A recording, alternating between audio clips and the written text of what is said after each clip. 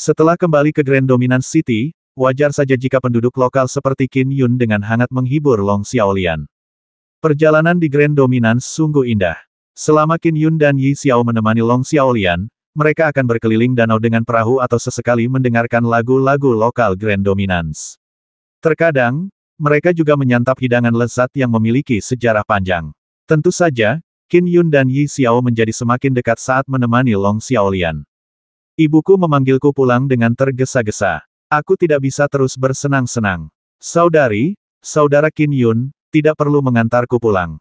Long Xiaolian mengusap perutnya. Kurasa aku jadi lebih gemuk setelah makan begitu banyak selama 2 minggu di Grand Dominance. Grand Dominance cukup dekat dengan Laut Timur. Kamu bisa datang kapan saja, kata Qin Yun sambil tersenyum. Setuju. Mata Long Xiaolian berbinar. Long Xiaolian tiba-tiba terkekeh. Kakak Qin Yun, kapan aku bisa memanggilmu kakak ipar tanpa dimarahi kakakku? Aku pergi. Long Xiaolian berlari begitu mengatakannya. Dipimpin oleh tetua kura-kura, mereka pergi dengan gembira. Dia akhirnya pergi. Yang kudengar beberapa hari ini hanyalah ocehannya, kata Qin Yun sambil tertawa. Yi Xiao meliriknya dan mengangguk. Ya, aku juga merasa aku terlalu malas beberapa hari terakhir ini. Aku belum berhasil mengolah dao dharmaku dengan baik. Aku akan kembali ke kediamanku dan mengolah dao dharma dengan tenang untuk sementara waktu. Pengembangan dao dharma tidak boleh dilakukan sendirian. Sebaiknya kita berdiskusi dan bertukar pikiran tentang dao untuk mencapai peningkatan yang lebih besar, kata Qin Yun segera. Ia tidak bisa membiarkan Yi Xiao berkultivasi secara tertutup. Siapa yang tahu berapa lama ia akan menjalani pengasingan diri. Yi Xiao tersenyum dan mengangguk pelan. Baiklah, 3 hari lagi, kita bisa berlatih tanding dao dharma kita. Saya sebenarnya sangat tertarik melihat metode Divine Firmament Chapter, kata Qin Yun segera. Dengan itu, Yi Xiao berbalik dan pergi. Bagaimanapun, ia tidak tinggal di rumah Qin Yun. Namun, kediamannya terletak di dekat danau kecil bagai cermin, sekitar setengah kilometer dari kediaman Qin. Qin Yun memperhatikan punggung Yi Xiao dan merasakan antisipasi. Sejak melarikan diri ke Laut Timur, Qin Yun menyadari perasaannya yang sebenarnya ketika ia merenungkan betapa tak ada harapan lagi antara dirinya dan Yi Xiao. Namun, ia tidak berencana untuk terlalu bersemangat, takut ia akan membuat Yi Xiao takut. Pada hari-hari berikutnya, Qin Yun dan Yi Xiao kembali berlatih seperti biasa. Namun, mereka juga berdiskusi tentang dao setiap 3 hari dan berlatih dharma setiap 5 hari. Selain itu, mereka juga berkeliling Grand Dominance untuk menikmati hidangan lezatnya. Mungkin itu kedai kecil yang tak mencolok di sudut jalan atau restoran mewah. Mereka bahkan mungkin menaiki awan, pergi ke tepi sungai, tempat mereka menyantap hasil tangkapan segar dari sungai. Terkadang, mereka bahkan meminta juru masak untuk menyiapkan ikan yang mereka tangkap sendiri di sungai. Paman Tian, suatu hari, di sebuah ruangan, Yi Xiao menghubungi sahabatnya melalui harta dharma komunikasi. Sebuah proyeksi muncul di udara. Sosok itu adalah seorang pria tua gemuk dengan sedikit uban di rambutnya. Di sampingnya terdapat kuali api raksasa. Yi Xiao tanya tetua gemuk itu sambil tertawa, kenapa kau tiba-tiba mencariku? Saya ingin 1 set jubah harta dharma tingkat 8, kata Yi Xiao. Ada permintaan, tanya sesepuh. Apakah perlu diresapi metode dharma petir? Bukan, ini bukan untukku. Yi Xiao ragu-ragu. Ini jubah harta dharma pria. Laki-laki si tetua tercengang. Ya, jubah itu untuk seorang pendekar pedang abadi. Aku berharap jubah itu lebih kuat dalam hal pertahanan. Itu saja, kata Yi Xiao. Tetua itu berkata dengan kaget, gadisku sayang, kau ingin membeli jubah harta dharma untuk seorang pendekar pedang pria lagi pula. Di jalan pengrajin ilahi katakan padaku, apa hubunganmu dengan pendekar pedang pria itu? Divine Artisan Land adalah sekte penyempurnaan artefak terbaik di dunia. Harta dharma yang mereka hasilkan semuanya adalah barang yang benar-benar indah. Jangan terlalu jauh. Selesaikan secepatnya dan kirimkan ke Grand Dominance, kata Yi Xiao. Dominasi Agung Pedang Abadi pria sang tetua melebarkan matanya dan mulutnya membentuk senyum melingkar. Kurasa aku tahu siapa dia. Wajah Yi Xiao sedikit memerah saat dia memutuskan komunikasi. Tanggal 15 Juni adalah hari ulang tahun Qin Yun. Pagi-pagi sekali, Changlan memasak seporsi mie umur panjang sendiri. Ia juga memasukkan telur ke dalamnya. Itu adalah tradisi ulang tahun yang mereka lakukan sejak kecil. Qin Yun menghabiskan semangkuk besar mie beserta kuahnya hingga bersih. Setelah menyelesaikan makannya, Qin Yun kembali ke kompleksnya sendiri. Kediaman Qin jauh lebih besar daripada saat pertama kali diberikan kepadanya oleh Gubernur Kabupaten Wen. Seiring dengan semakin kuatnya Qin Yun, ia membutuhkan ruangan khusus untuk menyendiri, berlatih, serta tempat untuk bertemu teman dan pengunjung. Oleh karena itu, setelah membayar harga tinggi, ia membeli rumah-rumah bangsawan di sekitarnya dan menghubungkannya. Kini, sekitar setengah dari kediaman Qin menjadi milik Qin Yun. Ia juga telah membangun formasi susunan yang kuat di seluruh kediaman Qin. Oh, ketika Qin Yun tiba di taman belakang, ia melihat Yi Xiao, mengenakan jubah merah pucat, duduk di atas batu tak jauh darinya. Ia sedang memandangi danau. Yi Xiao, Qin Yun sedikit terkejut. Kenapa kamu tidak memberitahuku kalau kamu akan datang? Yi Xiao membawa jubah yang ia letakkan di sampingnya dan menyerahkannya kepada Qin Yun. Aku tahu hari ini ulang tahunmu. Ini untukmu. Mata Qin Yun berbinar saat melihat hadiah itu. Pola pada jubah itu sangat indah dan terdapat susunan rune di dalamnya. Selain itu, ada label yang terlihat di dalam jubah tersebut. Hal itu membuat Qin Yun tertegun. Jalan pengrajin ilahi. Qin Yun menatap Yi Xiao yang sedang menyodorkan jubah itu kepadanya. Saat itu, Yi Xiao sedang memakainya dengan sedikit rona merah di wajahnya, membuat Qin Yun merasa sangat cantik. Apa yang kau lihat? Apa kau tidak tahan? Apa kau ingin aku terus memegangnya? Tanya Yi Xiao sambil tersipu. Oh.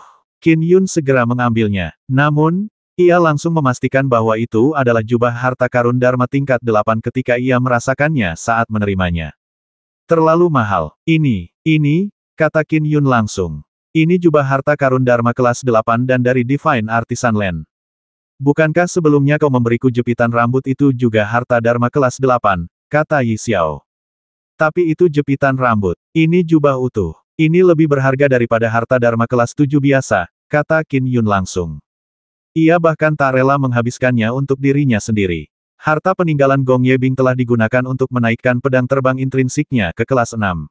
Sisanya digunakan untuk membeli berbagai perlengkapan yang dibutuhkan untuk membangun istana Qin dengan formasi susunan. Oleh karena itu, pedang terbang harta Dharma yang tersisa yang dibelinya berada di kelas 8. Set jubah itu harganya 2 kali lipat dari 3 pedang terbang harta Dharma tingkat 8 yang dimilikinya. Kenapa kau tidak menyebutkan harta Dharma tingkat 6, Trisula tanduk sapi air hitam, yang ditinggalkan Dewa Air balas Yi Xiao. Lagi pula, kalau kau benar-benar tidak menginginkannya, aku akan mengambilnya kembali.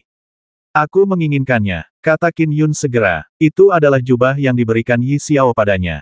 Bagaimana mungkin dia tidak menginginkan jubah pemberian seorang wanita saat itu juga? Qin Yun benar-benar merasakan niat Yi Xiao. Hal itu membuatnya gembira. Fiuh, ia segera menyempurnakan jubah harta Dharma dan memakainya. Memang, pakaian membentuk kepribadian seseorang. Qin Yun langsung menjadi lebih tampan. Tentu saja, sebagai harta Dharma, jubah tersebut dapat bertambah dan berkurang ukurannya. Warnanya juga dapat berubah. Tersedia juga beragam gaya untuk dipilih. Ketika Qin Yun merasakan jubah itu memang cocok untuk para dewa pedang. Setelah kekuatan Dharma yang tajam dan murni dari seorang dewa pedang dihasilkan, jubah harta Dharma tersebut dapat diubah menjadi benang-benang tak terhitung jumlahnya yang dijalin menjadi lapisan pelindung untuk menyelimuti tubuhnya. Mengesankan, Qin Yun menunjukkan ekspresi gembira. Yi Xiao mengamati dari samping dan melihat penampilan baru Qin Yun setelah berganti jubah harta karun Dharma. Melihat sinar-sinar yang berputar di permukaan jubah, ia tak kuasa menahan diri untuk berkata, jangan pamer. Kau bisa mempelajarinya sendiri nanti. Baiklah, kata Qin Yun segera. Jubahnya kembali normal, membuatnya tidak berbeda dengan jubah biasa. Ini adalah pertama kalinya Qin Yun mengenakan jubah harta Dharma. Kemungkinan besar ia tidak akan menggantinya dalam waktu yang lama. Lagi pula, sebagai harta Dharma, jubah itu tahan air dan api serta dapat tetap bersih selamanya. Selain itu, warna dan modelnya dapat diubah. Dan yang terpenting, jubah itu diberikan kepadanya oleh seorang wanita yang disukainya. Qin Yun tentu saja senang mengenakannya. Di hari-hari berikutnya, keduanya sesekali akan terus berdiskusi tentang Dao atau berlatih Dharma. Satu-satunya perbedaan adalah mereka lebih sering bertemu. Tanpa disadari, saat itu sudah tanggal 15 bulan 8 penanggalan lunar, festival pertengahan musim gugur. Pertengahan musim gugur, Yi Xiao duduk di depan sebuah gambar dan memandang keluar jendela, di mana bulan yang terang bersinar seperti cakram bundar. Ia bahkan bisa melihat beberapa kembang api yang dinyalakan di Grand Dominance City. Saat itu malam pertengahan musim gugur, hari terbaik untuk reuni. Namun, Yi Xiao merasa sedikit sedih. Sebelum ingatan pertamanya muncul, ibunya meninggalkannya. Ia bahkan tidak tahu siapa ibunya. Pada usia 9 tahun, ayahnya telah meninggalkannya tanpa perasaan. Ia telah hidup sendiri sejak kecil. Berkat prestasinya dalam pemurnian Qi, ia memiliki sedikit status di klan keluarga Yi yang berusia ribuan tahun di prefektur Kunlun. Lagi pula, klan keluarga kuno seperti itu pasti memiliki banyak keturunan. Setiap pertengahan musim gugur, Yi Xiao akan merasakan kesendiriannya lebih tajam. So, sesosok mendarat di dalam halaman di luar jendela. Siapa di sana, tanya Yi Xiao. Ini aku. Suara Qin Yun terdengar. Baru saat itulah Yi Xiao sedikit rileks, wajahnya dipenuhi senyum. Ia berdiri dan berjalan ke halaman. Serius, seharusnya kau mengetuk pintu, bukannya langsung masuk. Kukira kau bandit terbang. Ini salahku, kata Qin Yun sambil tersenyum. Kediaman Yi Xiao memang memiliki pelayan, tetapi ia akan langsung terbang keluar halaman Yi Xiao dan mengetuk pintu. Namun, hari sudah larut malam dan ia jarang mengganggu Yi Xiao di saat-saat seperti itu. Mengapa kamu ada di sini larut malam? Yi Xiao menatapnya. Qin Yun tersenyum dan menunjukkan kantong minyak yang ia simpan di belakangnya. Ia membukanya dan di dalamnya, terdapat cukup banyak kue bulan. Ini kue bulan merek Zhang dari jalanan. Saya sendiri mengantre sejak pagi karena mereka tutup pukul 12 siang. Rasanya luar biasa dan ada antrean panjang di Grand Dominance hanya untuk membelinya. Yi Xiao memandangi kue bulan itu dan tak kuasa menahan rasa basah di matanya. Namun, ia langsung menyembunyikan emosinya. Ia berkata sambil tertawa, sebagai inspektur duta surgawi yang agung, kau malah mengantre sendiri untuk membeli kue bulan. Aku merapal mantra penyembunyian ilahi agar tak ada yang mengenaliku, jawab Qin Yun sambil tersenyum. Antreannya hanya memakan waktu 1 jam. Kau bisa meminta pembantu untuk membelikannya, kata Yi Xiao. Pikiran itu penting. Qin Yun tersenyum sambil berjalan ke meja batu. Ia meletakkan kue bulan dan duduk. Ia mendesak, ayo, cepat duduk. Kagumi bulan sambil kita menikmati kue bulan. Yi Xiao berjalan mendekat dan duduk. Silakan. Qin Yun langsung mengambil sepotong kue bulan dan menggigitnya. Baunya harum sekali. Yi Xiao pun mengambil satu kue bulan dan menggigitnya pelan sambil memandangi bulan yang terang di langit dan kembang api yang muncul di kejauhan. Pada saat itu, dia merasa suasana hatinya membaik. Rasa kesepian itu telah berkurang drastis. Kita harus makan kue bulan sambil melihat bulan selama festival pertengahan musim gugur. Qin Yun berkata, keluarga kami di kota Grand Dominance biasanya melakukan ini. Bagaimana keluarga berusia 1000 tahun seperti keluarga Yi menghabiskan pertengahan musim gugur? Keluarga Yi Xiao sedikit terkejut ketika beberapa kenangan memenuhi pikirannya. Ia berkata lirih, terlalu banyak aturan dalam klan keluarga besar. Dengan warisan 1000 tahun, setiap garis keturunan tidak memiliki perasaan satu sama lain. Yang mereka tahu hanyalah bersaing untuk mendapatkan keuntungan yang dimiliki keluarga. Terlalu dingin dan tak berperasaan. Mereka yang berbakat dan kuat menjalani kehidupan yang lebih baik. Namun, anggota biasa yang ditinggalkan atau dikucilkan justru lebih buruk daripada rakyat jelata biasa. Lebih buruk dari rakyat jelata biasa. Qin Yun tercengang. Ya, beberapa anggota keluarga biasa bahkan diam-diam tinggal di kota dan tidak mengungkapkan bahwa mereka adalah bagian dari keluarga Yi. Namun, meskipun begitu, mereka terkadang bertemu orang lain dari keluarga yang sengaja datang untuk mengejek mereka. Beberapa bahkan sengaja menindas mereka. Yi Xiao menggelengkan kepalanya. Kita tidak usah bahas ini. Qin Yun mengangguk sedikit. Ngomong-ngomong, aku akan membawamu ke suatu tempat, kata Qin Yun sambil mengambil kue bulan dan langsung pergi. Kemana? Yi Xiao ikut berdiri. Ikuti saja aku dan kau akan tahu. Qin Yun mulai menggunakan seni terbang. Fiuh. Seketika, kabut berkumpul di bawah kaki mereka dan dengan cepat membawa mereka ke langit. Seni terbang itu merupakan mantra Dharma yang cukup sulit. Sangat sedikit orang di alam inti palsu bawaan yang bisa menggunakannya. Namun, baik Qin Yun maupun Yi Xiao, mereka berkultivasi dengan warisan tertinggi dan sangat cerdas oleh karena itu, mereka juga mampu menguasai seni terbang itu. Dibandingkan dengan SWOT Kinesis Flight, seni terbang umum jauh lebih lambat tetapi lebih stabil dan lebih nyaman. Swoosh! Sambil menunggangi awan, Qin Yun membawa Yi Xiao menuju bulan saat mereka terbang ke timur. Mereka terbang keluar dari kota Grand Dominance menuju Sungai Lanyang sebelum melanjutkan perjalanan ke arah timur. Kita mau pergi kemana? Yi Xiao bingung. Kau akan tahu nanti. Qin Yun tidak membocorkannya. Semakin jauh ke timur mereka terbang, semakin lebar Sungai Lanyang saat mereka mendekati Laut Timur. Segera, kita sudah sampai. Qin Yun berhenti. Ini adalah muara berkelok-kelok di ujung Sungai Lanyang, yang juga dikenal sebagai Teluk Berkelok-Kelok. Setiap tahun selama pertengahan musim gugur, di muara yang mengarah ke Laut Timur, terdapat arus pasang surut yang kuat. Pemandangan ini juga terkenal arus pasang surut Grand Dominance. Arus pasang surut dominasi besar mata Yi Xiao berbinar saat dia menebak dengan benar. Benar, arus pasang surut terbaik dari 3 arus pasang surut terbesar di dunia, arus pasang surut dominasi besar. Qin Yun mengangguk. Behemoth yang berkelok-kelok berada di bawah mereka. Permukaan sungai itu luas dan sangat damai. Bulan yang terang benderang terpantul di permukaan sungai. Namun dari kejauhan, tampak garis putih yang membentang di seluruh lautan. Garis itu tampak tenang, tetapi ketika garis putih itu mendekati muara sungai, seluruh gelombang pasang naik hingga menjulang tinggi di atas permukaan sungai seperti kawanan kuda yang berlari kencang. Seperti ribuan kuda, arus pasang surut menyerbu sungai. Dan titik-titik yang tidak terendam arus pasang surut tetap sangat tenang. Bulan yang terang menggantung tinggi di langit, dan di bawahnya, pasangan itu duduk di atas awan, menikmati segalanya. Dan memang, keindahannya sungguh menakjubkan. Arus pasang surut Grand Dominance sangat mengerikan. Memandangnya dari jauh saja sudah cukup, tetapi ketika mendekat, terutama saat menghantam teluk, suaranya lebih keras daripada guntur, kata Qin Yun sambil tersenyum. Aku mengerti. Yi Xiao mengangguk pelan sambil menikmati pemandangan yang indah. Permukaan sungai memantulkan cahaya bulan yang terang saat arus pasang surut dominasi agung mengalir deras di sepanjang jalan setapak. Dengan Qin Yun di sisinya, Yi Xiao merasa bahwa inilah pertengahan musim gugur paling bahagia yang pernah ia lalui sejak berpisah dari ayahnya.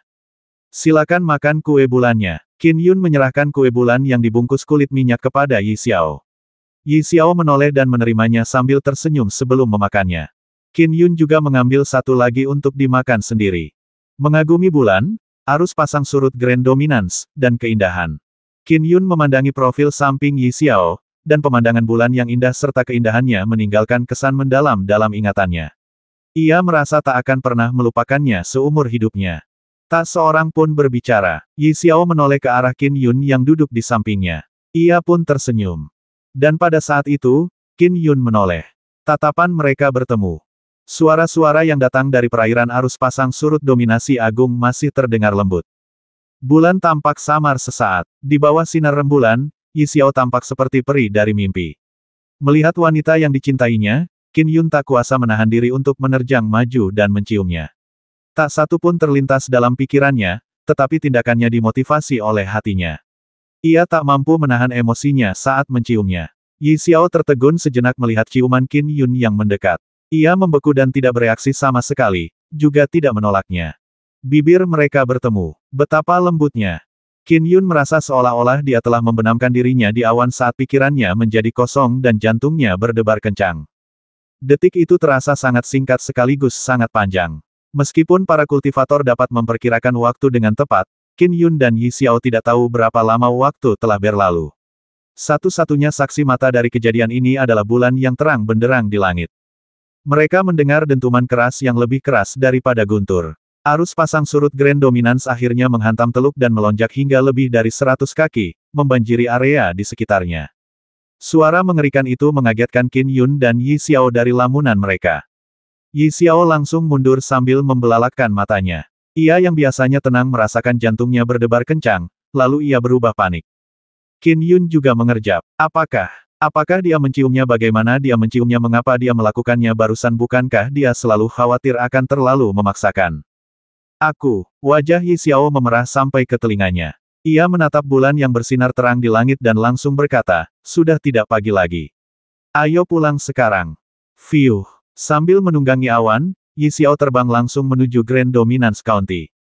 Dia tidak marah. Qin Yun, yang tadinya merasa agak bingung, berubah gembira dan matanya berbinar.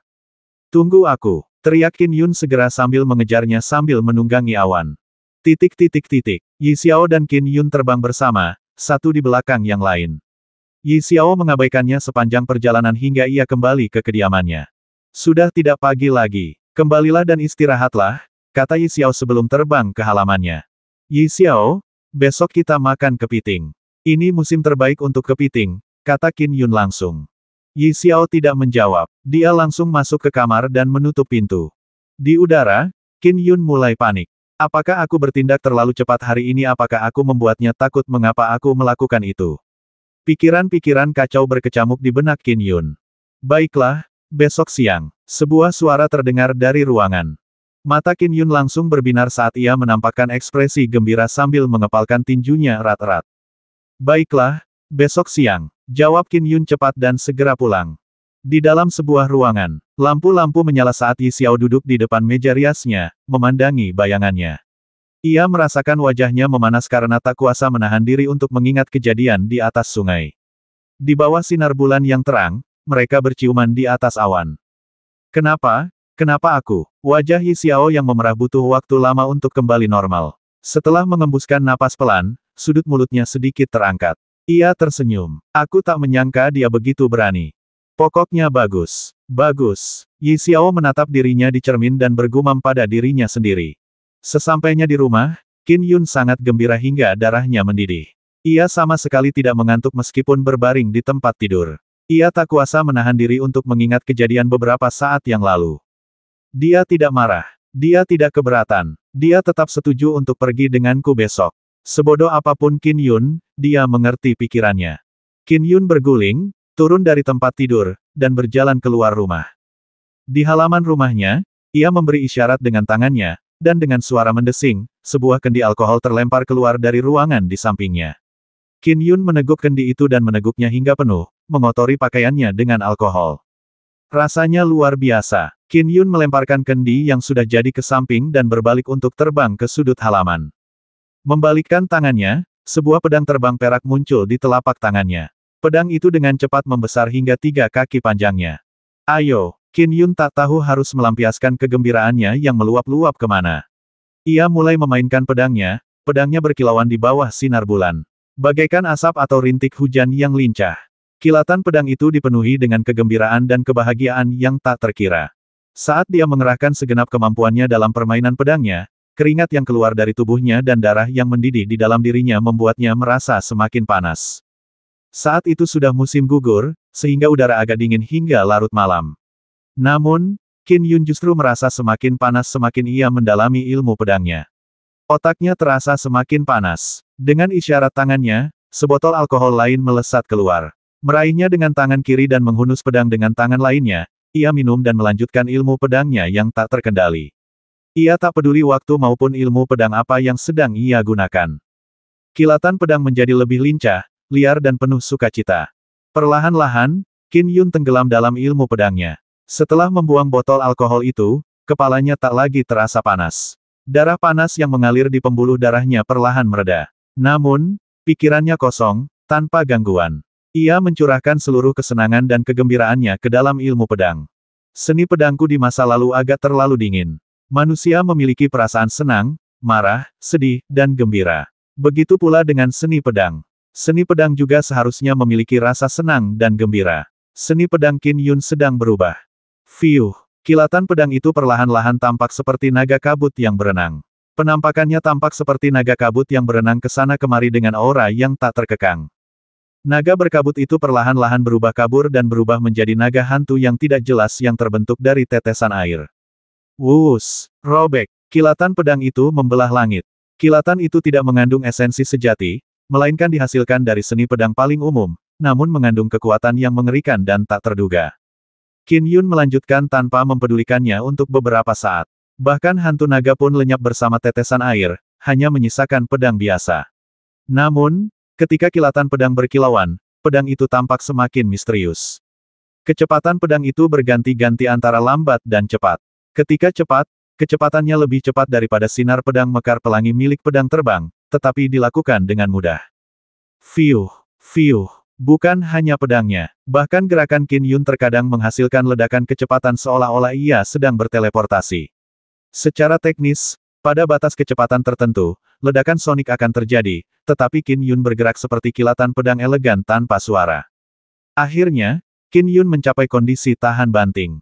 Ia secara alami menyimpan pedangnya dan duduk bersila di atas rumput yang menguning. Ia menyimpan pedang terbang intrinsik di dalam tubuhnya yang kemudian berubah menjadi bola pedang di dalam dantiannya. Weng, ia tampak biasa saja duduk bersila, tetapi jika seorang ahli sejati ada di sini untuk merasakannya, mereka akan melihat bahwa ada aura pedang yang mengerikan membumbung tinggi ke langit. Bahkan 50 kaki di sekelilingnya pun sepenuhnya dipenuhi aura pedang. Perasaan ini sungguh membingungkan. Qin Yun duduk bersila dan sudah lama mampu melepaskan jiwanya. Namun saat itu, setiap helai rumput, butiran pasir, atau setitik debu yang mengambang dalam radius 50 kaki, bahkan tanah di bawahnya, permukaan air, dan kerikil, diselimuti oleh niat pedangnya. Di masa lalu, niat pedang menyelimuti objek. Misalnya, energi pedang itu tadinya tersimpan di dalam pedang dan bisa diledakkan keluar. Namun, kini, energi pedang itu begitu kuat sehingga menyebar secara alami. Bahkan, energi pedang itu menembus setiap objek dalam radius 50 kaki. Niat pedang terbebaskan, domain terbentuk secara alami. Niat pedangku sudah mencapai tahap ini. Qin Yun merasakan sedikit kegembiraan dan kepuasan. Malam ini mungkin hari paling beruntungku. Setelah itu, ia tidak lagi berpikir lebih jauh. Ia fokus dan mulai belajar dari pengalaman yang diperolehnya dari niat pedang. Selama kultivasi normal, biasanya hanya di alam inti palsu Konate, para kultivator dapat memahami langit dan bumi, mencapai kesatuan manusia langit setelah mengembangkan pikiran mereka ke tingkat yang cukup tinggi. Hal ini sangat jarang terjadi bahkan di alam inti palsu. Tentu saja, ini hanya terbatas pada kultivator manusia. Bagi ibel jahat, mereka mungkin kuat dalam pertempuran, tetapi mereka jauh lebih lemah dalam memahami langit dan bumi dibandingkan manusia. Seseorang hanya bisa merenungkan dao surgawi setelah mencapai kesatuan manusia surgawi. Seiring berjalannya waktu, akan tiba saatnya seseorang akan mencapai pencerahan atas implikasi dao surgawi, sekecil apapun itu. Jika seseorang adalah seorang pendekar pedang, sedikit wawasan ini dapat diubah menjadi niat pedang. Karena itu, dalam keadaan normal, hanya sejumlah kecil kultivator alam inti sejati terhubung yang mampu memahami sedikit pesona dao surgawi itu. Dan pada tingkat yang lebih tinggi, kultivasi jangka panjang hanya akan terus memperkuat wawasan seseorang terhadap pesona dao surgawi. Suatu hari nanti, akan terjadi perubahan kualitatif. Pesona dao surgawi bahkan dapat diproyeksikan keluar, menyelimuti suatu wilayah. Inilah yang disebut domain niat pedang terbebaskan, terbentuk secara alami. Ini juga mewakili alam kedua. Bahkan di antara para ahli inti emas bawaan, hanya sebagian kecil dari mereka yang memiliki kesempatan untuk mendekati tingkat kedua setelah menghabiskan waktu lama di alam inti emas. Bagaimana dengan Qin Yun? Dia adalah pendekar pedang abadi yang legendaris. Ketika ia berada di alam pasca natal, ia bahkan tidak memiliki kesatuan manusia langit. Hanya melalui kultivasi pedang, hatinya selaras dengan pedang saat ia menjelajahi dunia. Sambil mempertaruhkan nyawanya di perbatasan utara, nyawanya dan nyawa saudara-saudaranya bergantung pada pedang. Akhirnya, ia tercerahkan dengan niat pedang hujan berkabut di medan perang. Itu adalah keahlian mendekati Dao, dengan keahliannya mencapai puncak alami dan melalui kesempatan seperti itu, ia memahami niat pedang dengan kondisi pikiran yang istimewa. Ini berarti bahwa Qin Yun memiliki hati pedang dan dia secara naluriah akan mengejar hakikat pedang yang sebenarnya. Tanpa kesatuan manusia langit, dia tidak dapat memahami Dao langit namun, dia berhasil mencapai langkah itu. Setelah mencapai kesatuan manusia langit dan mengalahkan Dewa Air, ia mengalami perubahan yang luar biasa. Ia meningkat pesat. Ada peningkatan setiap hari dan wawasan hariannya pun terakumulasi. Inilah juga alasan mengapa ibel-ibel besar memburu para pendekar pedang legendaris begitu mereka terungkap. Mendapatkan wawasan tentang niat pedang tanpa mencapai kesatuan manusia langit sungguh merupakan kejadian yang hanya terjadi sekali dalam beberapa abad. Setelah mencapai kesatuan manusia langit, ia secara alami dapat terbang ke 9 surga. Pada usia 20 tahun, dia telah memperoleh wawasan tentang Misty Rain Sword Intent di medan perang. Pada usia 21 tahun, ia mencapai kesatuan manusia surga, yang memungkinkannya membasmi Dewa Air. Di usia 22 tahun, setelah mencapai kesatuan manusia langit selama kurang lebih 1 tahun, kerja kerasnya di bawah sinar bulan purnama akhirnya memungkinkan niat pedangnya mengalami perubahan kualitatif. Ia melangkah ke ranah kedua niat pedang domain niat pedang terbebaskan, terbentuk secara alami. Niat pedang meningkatkan kekuatan seseorang dalam setiap aspek. Misalnya, proses pengembangan dan kultivasi pedang terbang intrinsik membutuhkan waktu yang lebih singkat. Bahkan kualitas materialnya pun menurun. Saat Qin Yun pertama kali menguasai Misty Rain Sword Intent, ia mampu mempersingkat waktu kultivasi pedang terbang intrinsik hingga 10 kali lipat. Namun, kebudewa materialnya tetap sama. Dan jika ia mencapai ranah kedua Sword Intent, waktu yang dibutuhkan untuk kultivasi pedang terbang intrinsiknya akan berkurang setengahnya. Jumlah material yang dibutuhkan juga akan jauh berkurang. Jika dia benar-benar dapat menguasai ilmu pedang Dao sebagaimana yang tergambar dalam legenda, dia dapat memurnikan senjata biasa menjadi harta dharma hanya dengan nutrisi ilmu pedang Dao bahkan tanpa bahan apapun. Niat pedang adalah pemeliharaan jiwa. Niat ini meningkatkan kultivasi esensi inti, dantian, dan meridian seseorang dalam segala aspek. Terutama dengan terobosan yang baru saja diraihnya, peningkatan menyeluruh ini membuat Qin Yun tenggelam di dalamnya.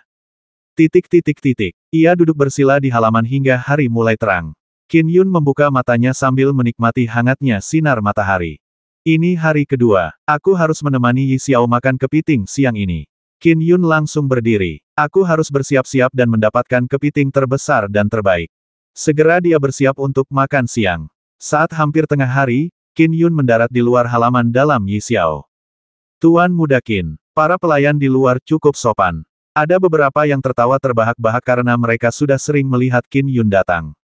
Tok, tok, tok, Qin Yun mengetuk pintu. Yi Xiao, ini aku, teriak Qin Yun. Tak lama kemudian, pintu terbuka dan Yi Xiao, yang mengenakan jubah merah pucat, keluar. Pakaiannya menonjolkan pipinya yang merah saat ia melirik Qin Yun. Ayo kita makan kepiting, kata Qin Yun hangat. Baiklah, Yi Xiao mengangguk. Duo itu berjalan keluar bersama-sama. Saat mereka menyaksikan pasangan itu pergi, para pelayan di halaman mulai bergumam. Tuan Muda Qin ini sering mengunjungi nyonya. Kenapa aku merasa mereka jauh lebih dekat hari ini lihat mereka berdiri berdampingan. Bahu mereka hampir bersendewa, kata seorang pelayan gemuk dengan nada berbisik. Aku juga merasa ada yang tidak beres. Lihat cara nyonya menatapnya. Wah, bahkan aku merasa jantungku berdebar kencang, kata seorang pelayan mungil langsung. Apakah menurutmu mungkin Tuan Muda Qin dan nyonya sudah? Seorang pelayan menyentuhkan jari telunjuknya. Hentikan, apa kau ingin mati saja sampai mengatakan hal seperti itu? Kurangi bicara, jangan didengar atau kita akan diusir. Yi Xiao berkultivasi dalam Dharma Petir dan ia juga memiliki harga diri. Namun, ketika hatinya mengenalinya, ia akan menjadi jauh lebih lembut.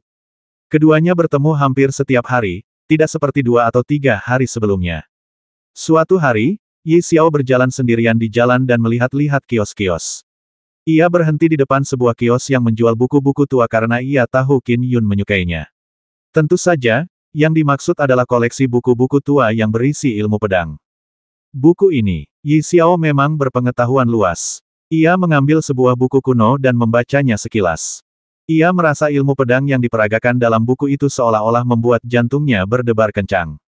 Tentu saja, buku ilmu pedang seperti itu tidak bisa dijual dengan harga tinggi. Lagi pula, pemurnian Qi dan pembukaan gerbang keabadian adalah fondasinya. Buku-buku ilmu senjata umum ditemukan ketika teknik pemurnian Qi menyebar di dunia. Bahkan beberapa desa pun memiliki beberapa praktisi pemurnian Qi. Kelihatannya luar biasa. Qin Yun pasti suka. Wajah Yi Xiao dipenuhi senyum tipis. Saya ingin buku ini. Berapa harganya? Tanya Yi Xiao. Nona, ini diperoleh dari rumah Qin milik pedang abadi Grand Dominance kami. Sepupu paman kedua saya adalah pelayan di rumahnya. Si pedagang kaki 5 mulai membual. Katakan padaku harganya. Yi Xiao menatapnya. Si pedagang asongan mengacungkan 5 jari dan berkata, 5 tael perak. Harga yang jujur. 1 tael perak, dan aku akan mengambilnya, tawar Yi Xiao.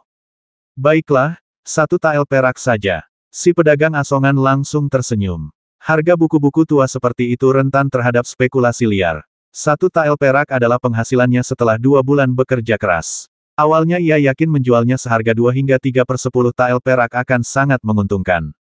Padahal, buku itu sendiri dianggap barang berharga.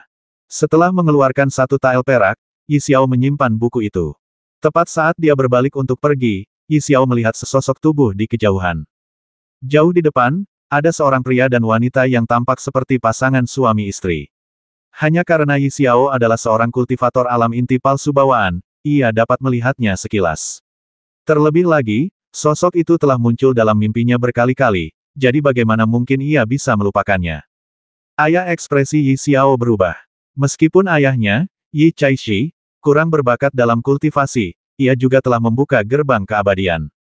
Oleh karena itu, penampilannya tidak jauh berbeda dari 11 tahun yang lalu. Siapa wanita di sampingnya? Yi Xiao hanya bisa melihat profil samping wanita itu. Kenapa dia begitu dekat dengan ayah? Yi Xiao menahan keresahan di hatinya saat dia dengan hati-hati mengikuti mereka dari jauh.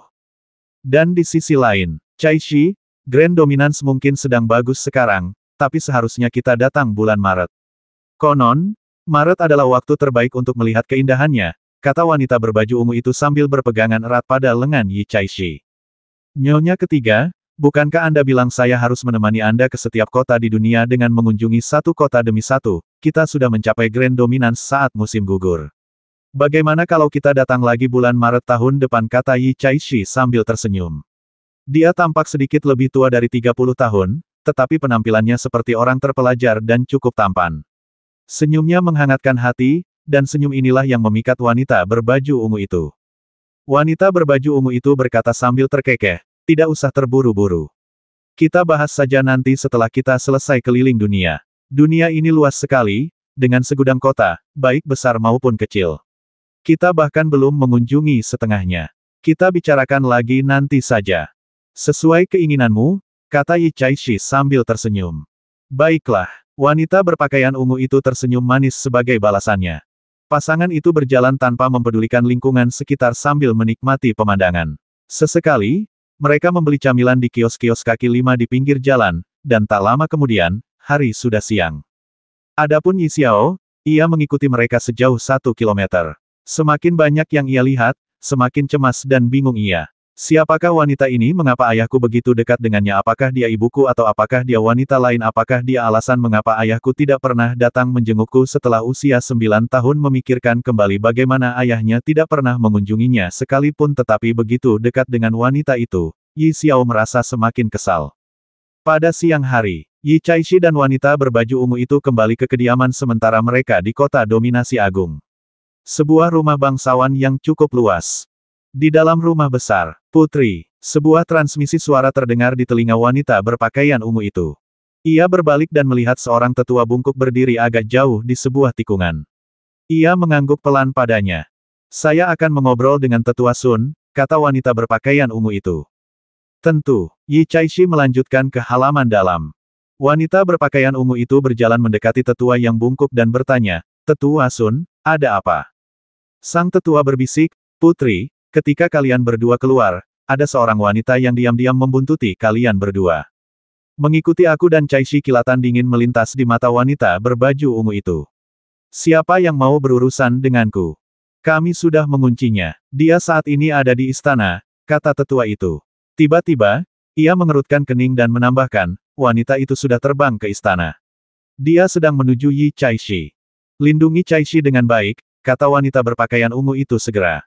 Jangan khawatir, kami sudah menyiapkan formasi di istana ini, kata tetua itu. Kami tahu setiap gerakannya di istana ini. Cai Shi hanyalah seorang kultivator biasa tanpa status di keluarga Yi. Cari tahu siapa dia dan mengapa dia mengejar Cai Shi. Wanita berbaju ungu itu mengerutkan kening saat ia menuju ke kompleks dalam bersama tetua bungkuk itu. Di kompleks bagian dalam, Yi Xiao merapal mantra gaib dan diam-diam memasuki kompleks. Ketika ia terbang ke dalam manor, ia mendapati ayahnya sudah berada di kompleks dalam. Di halaman kecil di kompleks dalam, tepat saat Yi Cai Shi hendak memasuki ruang belajar, dia tiba-tiba menyadari siluet wanita berdiri di koridor di sampingnya. Oh, Yi Cai Shi menoleh untuk mengamati dengan saksama. Seketika, raut wajahnya berubah. Wanita itu menatapnya dengan air mata berlinang. Xiao Er, Yi Cai Shi merasa tak percaya. Kenapa? Kenapa kau di sini? Ayah? Jadi ayah masih mengenaliku. Yi Xiao menatap pria yang terpelajar dan tampan itu. Ia tak kuasa menahan air mata yang mengalir di pipinya. Sudah 11 tahun. 11 tahun. Ayah? Bagaimana mungkin ayah meneguhkan hati ayah dan tidak mencariku? Bisakah ayah menjelaskan mengapa ayah sekejam ini, mengapa ayah tak pernah datang mencariku, mengapa? Aku, Yi Cai Shi ingin mengatakan sesuatu. Selama bertahun-tahun, ia diam-diam terus mengikuti kabar tentang putrinya. Ia bisa mengenalinya sekilas karena ia sudah lama melihat foto Yi Xiao yang sudah dewasa. Aku telah mengecewakanmu, kata Yi Cai Shi lirih.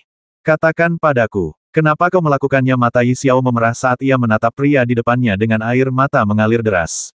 Pria itu adalah ayahnya, satu-satunya kerabatnya di masa lalu. Sekarang, ada Qin Yun lain di hatinya, tetapi ia tak bisa melupakan ayahnya. Ia tak pernah mengerti mengapa ayahnya meninggalkannya. Ayah? Apa ayah membenciku? Tanya Yi Xiao. Apa ayah menganggapku sebagai beban yang akan mengganggu kebahagiaan ayah dan wanita itu? Anda, Yi Caishi tampak marah, tetapi ketika melihat putrinya menangis, ia menghela napas dengan hati yang dipenuhi rasa malu. Jangan tanya lagi, ini semua salahku. Aku egois dan tidak berperasaan. Yi Xiao, kau sudah dewasa sekarang. Kau juga murid Sekte Cakrawala Ilahi. Kau sudah bisa mengurus dirimu sendiri. Di masa depan, lebih baik kita tidak bertemu lagi. Lupakan bahwa aku pernah menjadi ayahmu. Wajah Yi Xiao memucat saat tubuhnya bergetar. Meskipun ia dipenuhi amarah dan kesedihan, ia tetaplah ayahnya. Ia masih ingin bertemu kembali dengannya. Namun, setelah 11 tahun menantikan pertemuan ini, ayahnya berpesan agar ia melupakan bahwa ia pernah menjadi ayahnya. Ia bahkan mengusulkan agar mereka tidak pernah bertemu lagi. Ayah, bagaimana bisa ayah begitu kejam? Apa yang membuatmu mengucilkanku? Sampai-sampai ayah tidak menginginkan putri? Ayah Yi Xiao menatap Yi Caishi. Xiao aku tidak mengucilkanmu. Yi Caishi mengerutkan kening sambil berteriak. Pergi, jangan pernah bertemu lagi. Tak jauh dari sana, di luar pintu masuk halaman, wanita berpakaian ungu dan tetua bungkuk tengah disembunyikan oleh formasi susunan saat mereka menyaksikan adegan yang terjadi di dalam halaman. Jadi dia putri Caishi dan perempuan jalang itu. Wanita berbaju ungu itu terkekeh. Tatapan dingin terpancar dari sorot matanya. Aku ingat namanya Yi Xiao, murid dari Divine Firmament Chapter. Dia memang cantik. Perempuan jalang itu pasti sama cantiknya. Pantas saja dia berhasil merayu Caishi. Yi Xiao ini sepertinya juga perempuan jalang yang menggoda. Putri, tanya tetua itu dengan nada berbisik. Bagaimana kita akan menghadapi Yi Xiao ini? Haruskah kita mengantarnya sampai pintu, atau... bagaimana bisa semudah itu mengirimnya ke pintu? Wanita berbaju ungu itu tertawa sambil melirik tetua di sampingnya. Tetua Sun, apa menurutmu aku jadi berhati lembut setelah bertahun-tahun ditemani Caishi dalam perjalananku? Sang tetua tersenyum patuh. Putri, sebelumnya kau sudah berjanji pada Yi Caishi, jadi kupikir kau hanya ingin mengantar Yi Xiao pergi. Wanita berbaju ungu itu berkata dengan acuh tak acuh, ya, aku sudah berjanji padanya. Tapi dia juga berjanji padaku untuk tidak pernah bertemu putrinya, bahwa dia akan mendedikasikan dirinya untuk menemaniku dan memberiku kompensasi. Tapi sekarang, dia tidak menepati janjinya, jadi ini bukan salahku lagi. Ya, jawab orang tua itu segera. Kupu-kupu malam itu sudah lari dan menghilang. Biarlah putri kupu-kupu malam itu merasakan semua penderitaanku, kata wanita berbaju ungu itu sambil terkekeh. Sang tetua mendengarkannya dengan patuh. Ia tahu betul bahwa sang putri saat itu berusia 16 tahun. Hatinya telah tercurah kepada Yi Caishi dan ia sangat naif. Namun, sejak patah hati oleh Yi Caishi, kepribadiannya berubah drastis. Rencananya menjadi lebih brilian dan dengan kekuatannya, banyak orang bersedia berbakti kepadanya. Swoosh! Wanita berpakaian ungu itu melangkah maju dan berjalan keluar dari daerah persembunyian formasi susunan itu. Yi Caishi dan Yi Xiao menoleh dan melihat wanita berbaju ungu yang tersenyum berjalan mendekat. Cara wanita berbaju ungu itu tersenyum pada Yi Xiao sambil menatapnya seolah-olah ia sedang melihat ikan di talenan. Nyonya ketiga. Namun, Yi Caishi panik ketakutan. Ia langsung berkata, dia kebetulan masuk. Kenapa kau tidak pergi sekarang? Sambil berkata begitu, ia memelototi Yi Xiao dengan marah. Karena kamu sudah di sini, tidak perlu pergi. Kata wanita berbaju ungu itu sambil terkekeh. Dan di tempat lain, di kediaman Yi Xiao. Qin Yun keluar dari halaman kecil dan hendak mengetuk pintu. Tuan Muda Qin, nyonya kami belum kembali, kata seorang pelayan dari luar dengan segera. Dia belum pulang, kita sudah sepakat untuk makan siang bersama. Qin Yun agak terkejut. Kapan dia pergi? Sudah lebih dari 2 jam, jawab pembantu itu. Sudah siang. Kemana dia pergi? Qin Yun bingung. Di dalam rumah besar, Yi Xiao menatap wanita berbaju ungu dengan tatapan aristokrat. Melihat wajahnya, Yi Xiao tak kuasa menahan diri untuk berkata, kau putri marsial Maple dari keluarga Zhongli. Kau benar-benar mengenaliku. Wanita berpakaian ungu itu tersenyum. Yi Xiao tahu betul. Keluarga Zhongli di prefektur Kong dan keluarga Yi di prefektur Kunlun adalah beberapa keluarga yang berusia ribuan tahun di dunia. Mereka semua dianugerahi gelar kerajaan oleh pemerintah kekaisaran. Dianugerahi gelar putri marsial Maple, alasannya tak lain karena ia putri dari kepala keluarga Zhongli. Wanita biasa dari keluarga Zhongli tidak berhak menyebut diri mereka putri. Apa hubunganmu dengan ayahku? Yi Xiao menatap Yi Caishi sebelum kembali menatap wanita berpakaian ungu di depannya. Cepat pergi. Jangan bertanya lagi, teriak Yi Caishi cemas. Putri Martial Maple berkata, Nona muda, jangan khawatir. Aku tidak akan mampu melahirkan anak perempuan sepertimu. Hanya perempuan jalang seperti ibumu yang mampu melahirkan anak seperti itu. Ekspresi Yi Xiao langsung berubah. Nyonya ketiga, kata Yi Caishi buru-buru, lepaskan Xiao Er. Aku sudah berjanji padamu untuk tidak pernah bertemu dengannya lagi. Aku akan melakukannya. Dia sendiri yang datang ke sini. Itu bukan urusanku. Kau sudah bertemu dengannya dan tepat di depanku, kata Putri Martial Maple sambil tersenyum. Lakukan, kalahkan dia. Ya, suara-suara terdengar dari sekitar kompleks dalam. Boom, formasi susunan di dalam kompleks itu terpicu. Selama perjalanan Putri Martial Maple keliling dunia, setiap tempat yang ia singgahi tentu saja memiliki formasi susunan. Pertahanannya tidak kalah dengan yang ada di County Governor Manor. Putri Martial Maple mundur sambil menyaksikan segala sesuatu yang terjadi sambil tersenyum. Wus, wus, wus, wus. 5 kultivator alam inti palsu Conate, termasuk tetua bungkuk, mengendalikan formasi susunan bersama dalam serangan kolektif. Seketika, tali emas beterbangan di dalam kompleks, salah satunya mengikat Yi Caishi. Ia tak berdaya melawan dan terlempar ke sisi Putri Martial Maple. Setelah itu, tali emas mulai mendekati Yi Xiao. Namun, Yi Xiao membalikkan tangannya. Aku memanggil petir. Ledakan, ledakan, ledakan, ledakan, ledakan. 5 kilatan petir abu-abu dan samar melesat dari telapak tangannya, melesat ke 5 arah. 5 titik itu juga yang samar-samar Yi Xiao duga merupakan pusat operasi formasi susunan.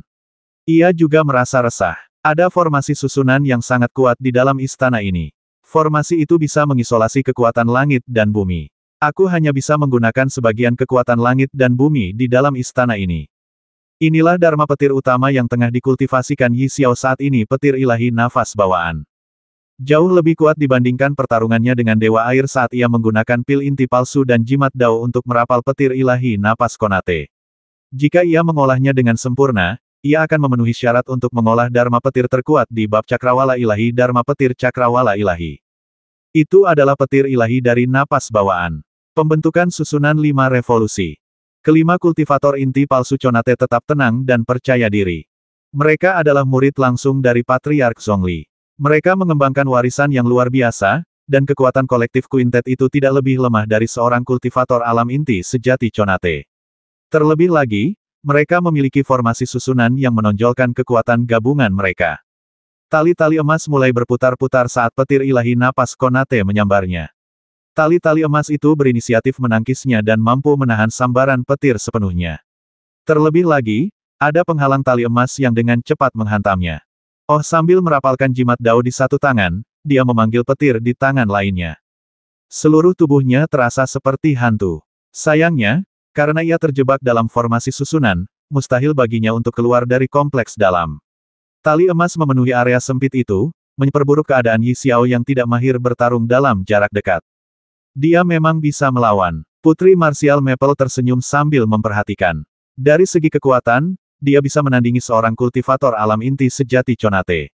Sayangnya, dia terjebak dalam formasi susunan dan tidak ada cara baginya untuk melarikan diri. Ya, pada akhirnya, dia akan dikalahkan, tidak peduli seberapa keras dia berjuang, kata seorang tetua berambut putih sambil tersenyum dari samping. Nyonya ketiga, biarkan dia pergi, pinta Yi Caishi. Aku tidak akan berbuat banyak padanya demi dirimu. Hanya sedikit siksaan. Putri Martial Maple melirik Yi Caishi. Jika kau mengecewakanku, jangan salahkan aku karena tidak berperasaan. Yi Caishi merasa cemas dan tidak berdaya. Tetua berambut putih di sampingnya berkata sambil tersenyum, Saudari muda Martial Maple, apa kau butuh bantuanku? Yi Xiao ini sepertinya punya banyak cara untuk bertahan hidup. Dia cukup ulet. Tidak apa-apa, Putri Martial Maple terkekeh. Menarik sekali, kan ngomong-ngomong, pertempuran di sini tidak bisa dirasakan dari luar, kan pendeta laut luas dari biara puncak perak sekarang menjadi tamu di County Governor Manor. Kami bahkan pernah mengunjunginya sebelumnya. Akan sangat tidak baik jika dia ikut campur. Jangan khawatir, banyak formasi susunan yang mengisolasi diri dari persepsi, memutus semua fluktuasi. Kita tidak akan merasakan fluktuasi apapun bahkan jika berdiri di luar kompleks kita, kata tetua berambut putih itu dengan percaya diri.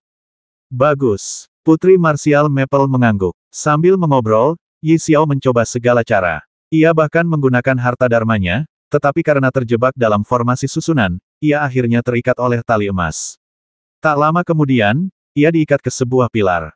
Tutup kekuatan dharmanya, perintah Putri Marsial Maple. Dan pada saat itu, Yi Xiao tahu bahwa keadaan menjadi tidak baik. Akhirnya ia tak mampu menangkis tali emas yang mengancam itu. Tepat sebelum diikat, ia segera menggunakan harta komunikasi yang dibawanya dan mengirim pesan kepada Qin Yun, di sebelah timur kota, Sungai Jade Belt. Di dalam kompleks, selamatkan aku. Fiuh. Setelah mengirimkan permohonan bantuannya, kekuatan Dharma yang besar mulai menyegel kekuatan Dharma miliknya melalui tali emas. Di luar kompleks kediaman Yi Xiao, Qin Yun masih menunggu. Kenapa dia belum datang? Qin Yun merasa cemas dan bingung. Tidak masuk akal Yi Xiao melakukan ini tanpa alasan. Tuan Muda Qin, tunggu sebentar lagi. Nyonya mungkin terlambat karena sesuatu, kata seorang pelayan. Ekspresi Qin Yun tiba-tiba berubah saat dia membalik tangannya untuk memperlihatkan token inspeksi surgawi. Kultivator yang kuat biasanya memiliki harta komunikasi. Contohnya, Gong Ye Bing dulu memilikinya. Setelah memasuki alam Conate, Yi Xiao dianugerahi satu oleh Divine Firmament Chapter. Token inspeksi surgawi milik Qin Yun juga dapat bertukar pesan. Berkat hubungannya dengan Yi Xiao saat ini, mereka telah lama meninggalkan jejak pada harta komunikasi tersebut, yang memungkinkan mereka untuk berkomunikasi satu sama lain. Di sebelah timur kota, Sungai Jade Belt. Di dalam kompleks, selamatkan aku. Sebaris teks muncul dalam token inspeksi surgawi berwarna biru langit. Ekspresi Qin Yun berubah saat dia melihatnya. Selamatkan aku. Yi Xiao butuh diselamatkan. Dia meminta bantuan. Siapa yang berani menyerang Yi Xiao? Mata Qin Yun memerah saat pedang terbang peraknya langsung tumbuh hingga panjang 3 kaki saat ia menginjaknya. Seketika, ia berubah menjadi seberkas cahaya yang membelah langit, menuju langsung ke arah timur. Meskipun bagian barat kota agak jauh dari bagian timur, Qin Yun sangat cepat. Dalam beberapa detik, ia telah tiba di Sungai Jade Belt. Di mana, berdiri di atas pedang terbang di udara, dia mengamati sekelilingnya. Mengelilingi area yang menyerupai permukiman mewah di sekitar danau yang bak cermin. Rumah-rumah bangsawan berjajar rapi di sepanjang Sungai Jade Belt dan banyak pejalan kaki di jalan. Semuanya terasa damai dan tenang. Qin Yun mengamati sekeliling dan tidak menemukan pertempuran atau keributan apapun di sekitarnya. Heaven Man Unity sama sekali tidak dapat merasakan fluktuasi apapun. Di mana dia? Di mana Yi Xiao? Qin Yun panik. Baiklah, cari di area ini. Qin Yun langsung bereaksi. Sekarang, pelepasan jiwaku melalui pedang terbang intrinsikku bisa mencapai ketinggian 2000 kaki. Area Sungai Jade Belt juga tidak terlalu besar. Qin Yun segera melakukan pencarian karpet. Daerah sekitar Sungai Jade Belt panjangnya hanya beberapa kilometer. Persepsi pedang terbang intrinsik dapat mencakup area seluas sekitar 1 kilometer, tetapi Sungai Jade Belt adalah sungai yang berkelok-kelok, sehingga Qin Yun terbang di sepanjang sungai sambil memeriksa ke segala arah. Sekitar 10 detik berlalu. Qin Yun tiba-tiba menoleh ke sebuah rumah besar di bawahnya. Persepsiku tidak mampu menembus rumah besar itu. Pasti ada formasi susunan yang menyegelnya. Formasi susunan yang kuat seperti formasi susunan di County Governor Manor biasanya dapat mengisolasi lingkungannya dari persepsi eksternal. Di seluruh kota Grand Dominance, selain County Governor Manor dan keluarga Qinku, adakah tempat lain yang tak tersentuh oleh akal sehatku? Yi Xiao pasti ada di sana. Ledakan. Qin Yun langsung mengendalikan pedang terbangnya. Diiringi gemuruh keras, pedang terbang intrinsik membawa kekuatan mengerikan yang turun dari langit. Pedang itu menghantam langsung ke Manor saat ia jatuh di belakangnya, di atas pedang terbang hitam. Di dalam rumah besar, Yi Xiao telah diikat di tiang, dan Putri Marsial Maple berjalan menghampiri sambil tersenyum. Ketika berdiri di hadapannya, ia mengangkat dagu Yi Xiao. Cantik sekali wanita ini. Kecantikanmu saja sudah cukup membuatku iri. Dulu, perempuan jalang itu pasti juga sangat cantik, sehingga ia bisa merayu Cai Shi dan membuatnya meninggalkanku. Setelah berkata demikian, ia melirik Yi Cai Shi. Yi Cai Shi memasang ekspresi rumit saat ia berkata dengan tergesa-gesa, "Nyonya ketiga, lepaskan Xiao Er. Semua yang terjadi di antara kita tidak ada hubungannya dengan Xiao Er. Aku tidak bisa menemukan perempuan jalang itu dan tidak ada tempat untuk melampiaskan amarahku selama ini." Putri Marsial Maple menatap Yi Xiao. Lagi pula, sudah sepantasnya seorang putri membayar kejahatan ibunya. Aku ingin dia mengalami semua yang kualami di masa lalu. Tatapan Putri Marsial Maple dingin dan sinis. Cantik sekali. Pasti banyak yang mengejarmu. Mungkin, kau sudah punya pacar. Yi Xiao melotot padanya. Ibu, ini adalah pertama kalinya dia tahu banyak tentang ibunya. Katakan padaku, apakah mereka yang mengejarmu atau bahkan dekat denganmu masih akan terpesona olehmu setelah mereka tahu kau telah berubah menjadi buruk rupa? Putri Marsial Maple membalikkan tangannya dan mengeluarkan pisau. Bersamaan dengan itu, ia berkata, kakak senior, siapkan bubuk racun. Sebentar lagi, aku akan menuangkannya ke lukanya, mencegah bekas lukanya sembuh. Saat dia berbicara, bilah pedang itu menebas wajah Yi Xiao. Yi Xiao memelototinya dengan mata memerah, begitu pula ayahnya, Yi Caishi. Nyonya ketiga, Yi Caishi bergegas menghampirinya untuk menghentikannya. Putri Marsial Maple melambaikan tangannya. Fiuh! Ia melempar Yi Caishi jauh-jauh. Ketika ia jatuh ke tanah, ia mendongak ke kejauhan dan seutas tali emas melayang untuk mengikatnya.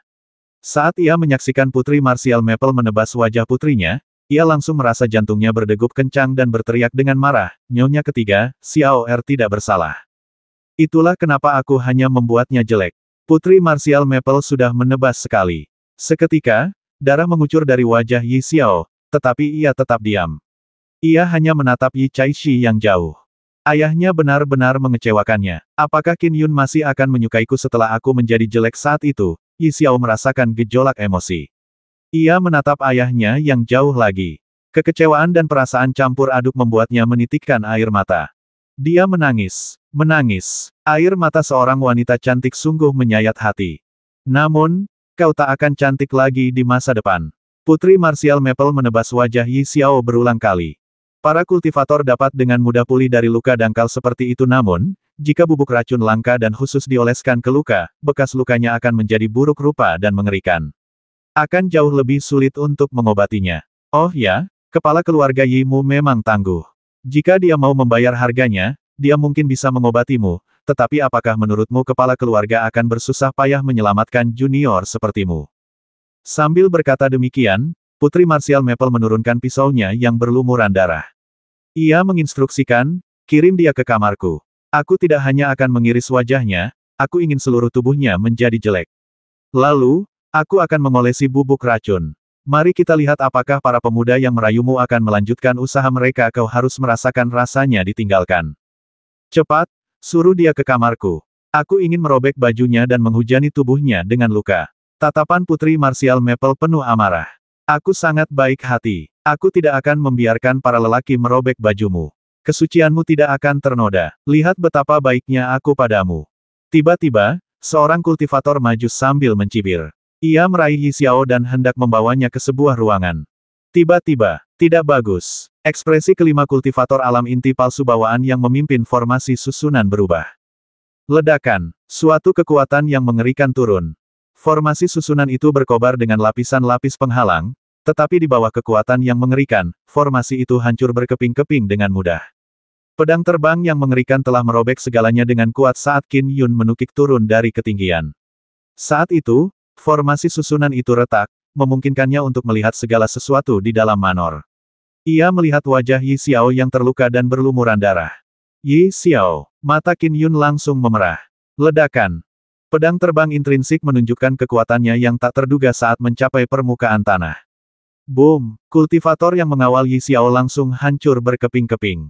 Tidak bagus. Mundur. Tetua berambut putih itu meraih Putri Marsial Maple saat perisai yang terbuat dari lapisan sisik ikan muncul di depannya. Namun, ia tetap terdorong mundur puluhan kaki karena kekuatan pedang terbang yang liar dan mengerikan itu. Fiuh! Qin Yun menukik ke bawah dan langsung memeluk Yi Xiao. Qin Yun, kau di sini. Yi Xiao menatap Qin Yun. Yi Xiao, aku di sini. Qin Yun bahkan tidak bisa menahan air matanya karena matanya memerah. Qin Yun merasakan getaran di hatinya. Ia menyalahkan dirinya sendiri karena terlambat. Ia memeluk Yi Xiao sambil merapal mantra hujan kekeringan. Esensi inti mulai memasuki tubuh Yi Xiao, merobek segel di dalam tubuhnya. Hua, mantra hujan kekeringan mengumpulkan kekuatan vital dan merobek wajah Yi Xiao, menyatu dengan kulitnya. Perlahan-lahan, luka berdarah di wajahnya sembuh dan menyusut. Noda darah dibersihkan oleh Qin Yun, tetapi lukanya tetap sangat mengerikan. Putri Marsial Maple telah bertindak kejam dengan pisaunya. Yi Xiao menyaksikan Qin Yun melakukan semuanya dalam diam. Melihat kecemasan dan rasa sakit di matanya, Yi Xiao merasa hatinya menghangat. Apakah aku sangat jelek? Yi Xiao bertanya pada Qin Yun sambil menatapnya. Tidak sama sekali. Aku akan merapal mantra hujan kekeringan setiap hari. Kau akan baik-baik saja dalam beberapa hari, kata Qin Yun lembut.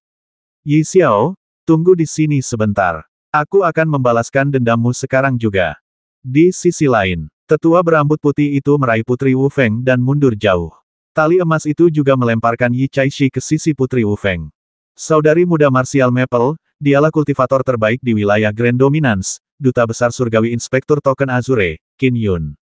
Ekspresi tetua berambut putih itu sungguh serius. Aku kenal dia, seorang jenius pedang abadi pengembara. Putri Martial Maple memperhatikan Qin Yun merapal mantra hujan kekeringan dari kejauhan.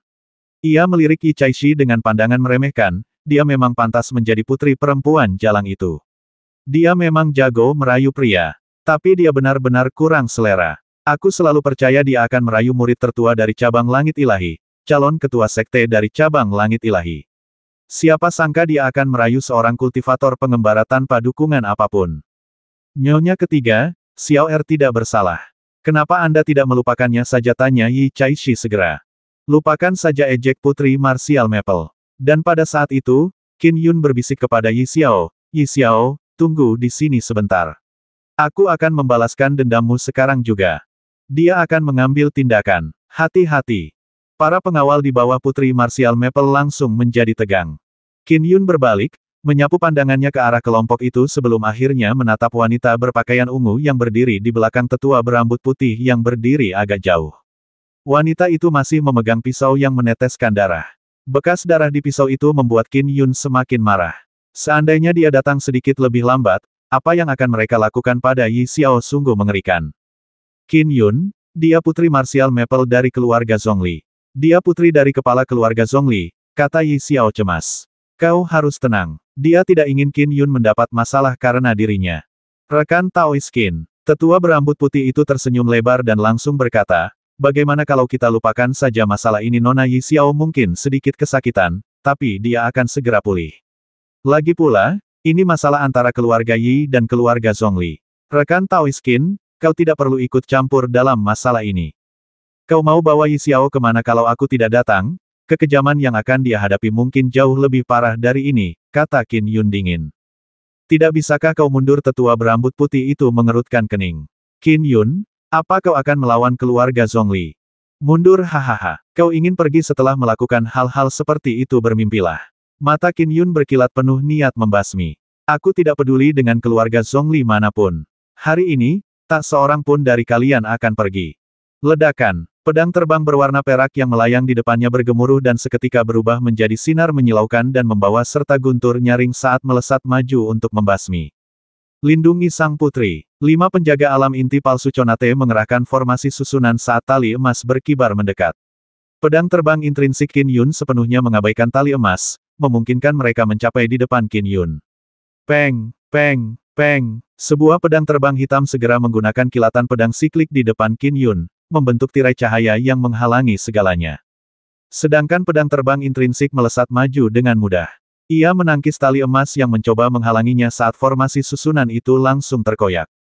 Segel 5 revolusi, jebak dia. Kelima penjaga dengan cemas mengubah formasi susunan mereka. Rumah sementara tempat Putri Martial Maple tinggal memiliki banyak formasi susunan. Ada berbagai formasi susunan ofensif, defensif, penyembunyian, dan lainnya.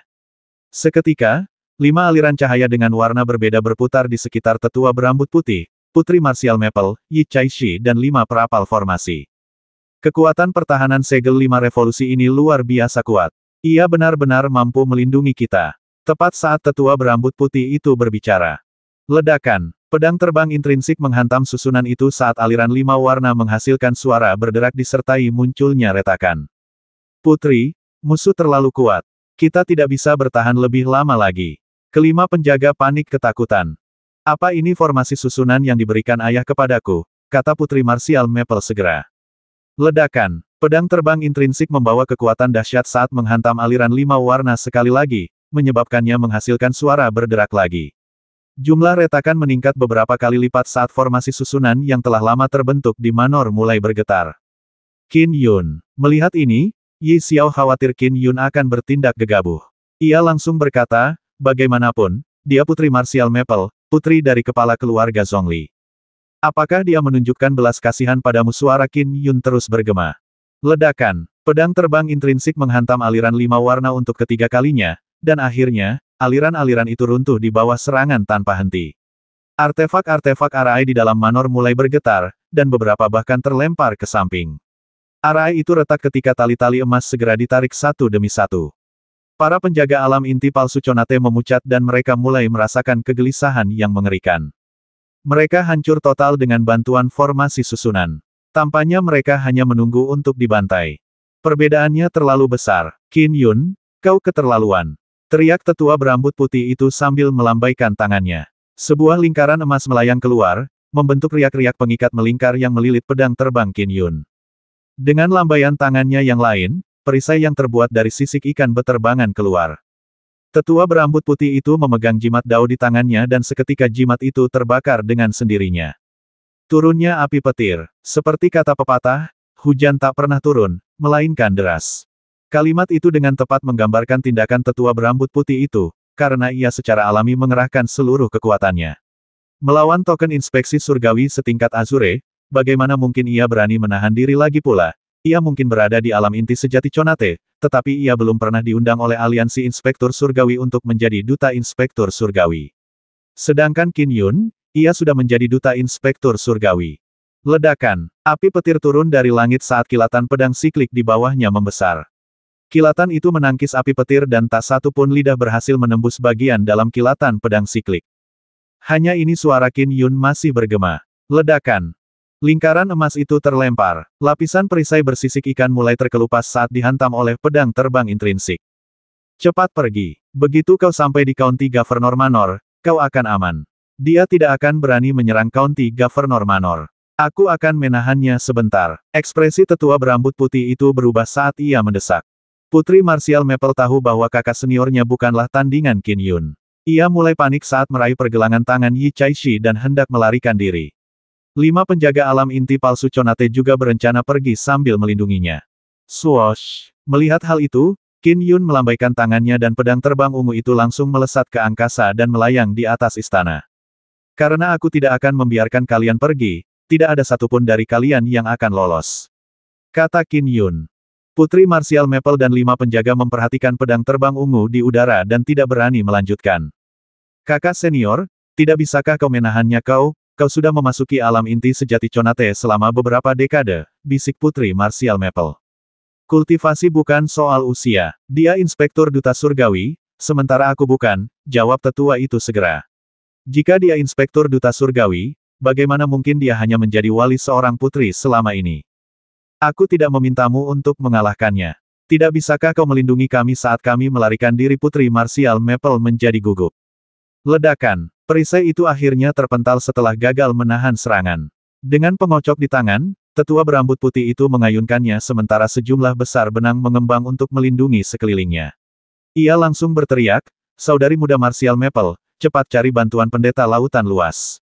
Dari orang-orang dalam radius beberapa ratus mil, hanya dia yang bisa menahan Qin Yun.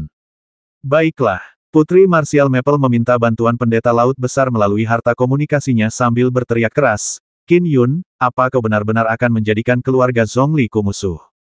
Pernahkah kau memikirkan akibat menjadi musuh keluarga Zhongli dengan melibatkan dirimu dalam hal ini, bahkan keluargamu pun akan terlibat. Putri marsial Maple tidak punya pilihan lain. Saat ia meminta bantuan, ia mulai mengancam. Kilatan tajam terpancar di mata Qin Yun. Ledakan, ledakan, ledakan. Pedang terbang intrinsik menyambar benang pengocok itu 3 kali dalam waktu yang singkat, dan pada kali ketiga benang itu benar-benar terkoyak. Aku tak sanggup menahannya lagi. Teriak tetua itu, raut wajahnya berubah drastis. Benang-benang itu putus satu demi satu, menekan sisa benang dalam upayanya menahan pedang terbang itu, tetapi yang bisa ia lakukan hanyalah bertahan sedikit lebih lama. Kalian tidak boleh menyentuh sang putri. Kalian tidak boleh menyentuh sang putri. Teriak tetua Sun, tetua bungkuk, di samping kelima penjaga. Siapa yang akan menyelamatkanku? Siapa yang akan menyelamatkanku? Putri marsial Maple benar-benar panik. Ia pikir kakak laki-lakinya dan para walinya tidak akan kesulitan membantu pelarian dari duta surgawi inspektur token Azure. Namun, Qin Yun terlalu kuat. Kakak laki-lakinya tidak mampu menahannya lama-lama dan bahkan tidak bisa melarikan diri. Dia tidak berani menyentuhku. Dia tidak akan berani. Putri Martial Maple menghibur dirinya sendiri dalam hati. Akan tetapi, saat dia melihat tatapan dingin di mata pemuda yang berdiri di hadapan Yi Xiao dari kejauhan, dia pun tak dapat menahan diri untuk kehilangan rasa percaya dirinya. Di County Governor Manor, pendeta laut besar sedang mengobrol dengan gubernur daerah Song di depan sebuah kaligrafi.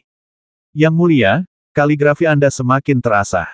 Seakan-akan ombak besar menghantam pantai. Batu-batu bergerigi dengan bentuk-bentuk yang aneh.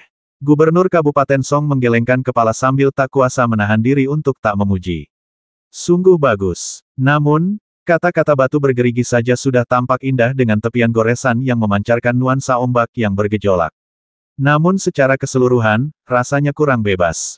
Ya, tentu saja, lautan luas mengangguk. Saya juga merasa ada yang kurang. Saya telah menulis kata-kata batu bergerigi selama bertahun-tahun dan selalu merasa belum mencapai penguasaan. Rasanya agak klise dan tidak kekurangan penguasaan alami itu.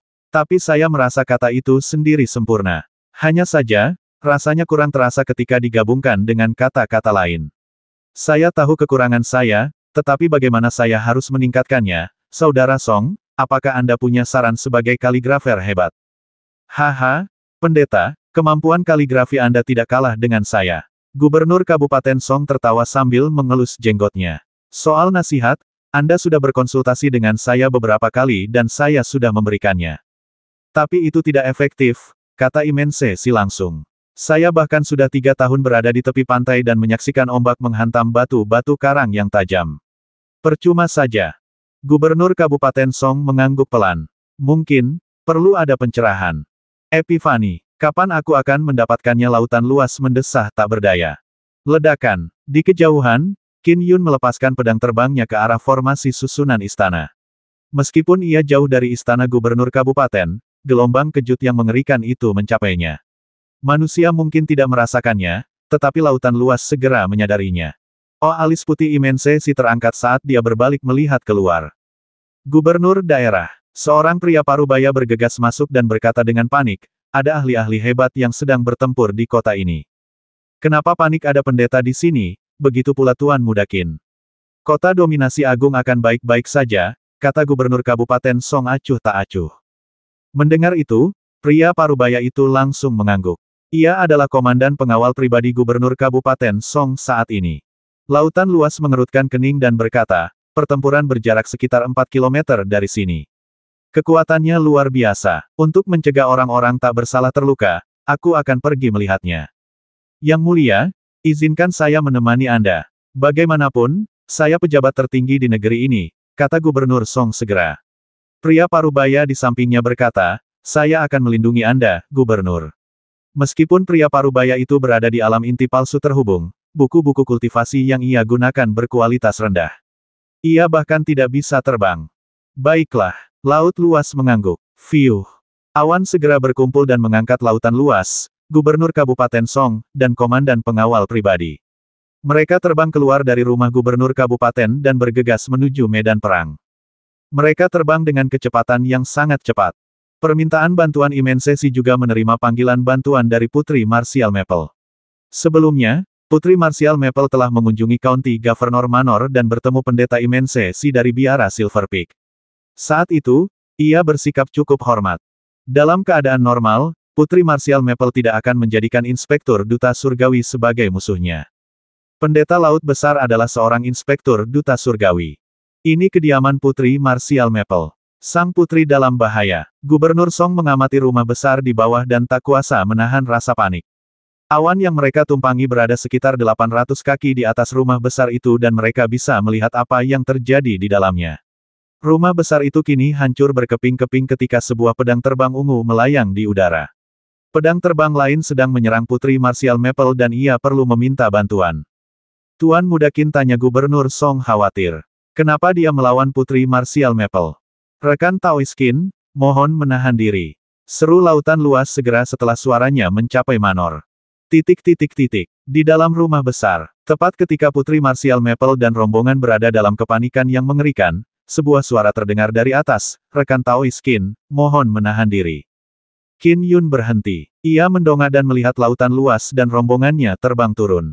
Gubernur Kabupaten Song bahkan berkata, "Tuan Muda Qin, apakah ada kesalahpahaman?" Pada saat itu, Gubernur Kabupaten Song juga melihat Yi Xiao di belakang Qin Yun. Ketika ia melihat luka mengerikan di wajahnya, ia langsung mengerti apa yang telah terjadi. Kita selalu bisa tenang dan membahas masalah ini. Diskusi tidak mungkin. Qin Yun menatap dingin pendeta lautan luas. Pendeta lautan luas, apakah kau menghentikanku? Rekan Taoist Qin, aku seharusnya tidak ikut campur dalam urusanmu, tapi bagaimanapun juga, orang ini seorang putri. Kalau ada apa-apa, kita bisa tenang dan membicarakannya. Oke, usul lautan luas. Yang mulia, Anda dan saya adalah teman baik, tetapi saya tidak dapat tunduk kepada Anda dalam masalah hari ini, kata Qin Yun. Keduanya memang berteman baik. Lautan luas adalah kepala biara di biara Puncak Perak di wilayah Gunung Teguh. Ia juga seorang inspektur duta surgawi. Dan karena Qin Yun adalah inspektur duta surgawi dari dominasi agung, kedua wilayah tetangga tersebut membuat hubungan Qin Yun dengan lautan luas jauh lebih erat daripada inspektur duta surgawi lainnya. Ketika berhadapan dengan ibel jahat atau masalah lainnya, inspektur duta surgawi terdekat tentu akan memberikan bantuan. Oleh karena itu, mereka sering saling membantu. Cepat, tetua berambut putih, Putri Martial Maple, dan rombongan diam-diam bergegas menuju sisi laut besar. Mengusir, pedang terbang ungu berkelebat dan menghalangi mereka. Sebaiknya kalian tidak bergerak. Qin Yun menatap mereka dengan dingin. Lautan luas menatap Yi Xiao. Melihat luka-luka mengerikan di wajah Yi Xiao, ia berkata sambil tersenyum kecut, "Rekan Taoist Qin, aku tahu kau marah besar, tapi aku tidak setuju dengan tindakanmu. Kenapa kita tidak melakukan ini? Aku akan menyerangmu sekali, dan jika kau bisa menangkisnya, aku tidak akan ikut campur dalam masalah ini." "Baiklah, aku selalu ingin bertarung denganmu, tetapi kamu selalu tidak mau," kata Qin Yun.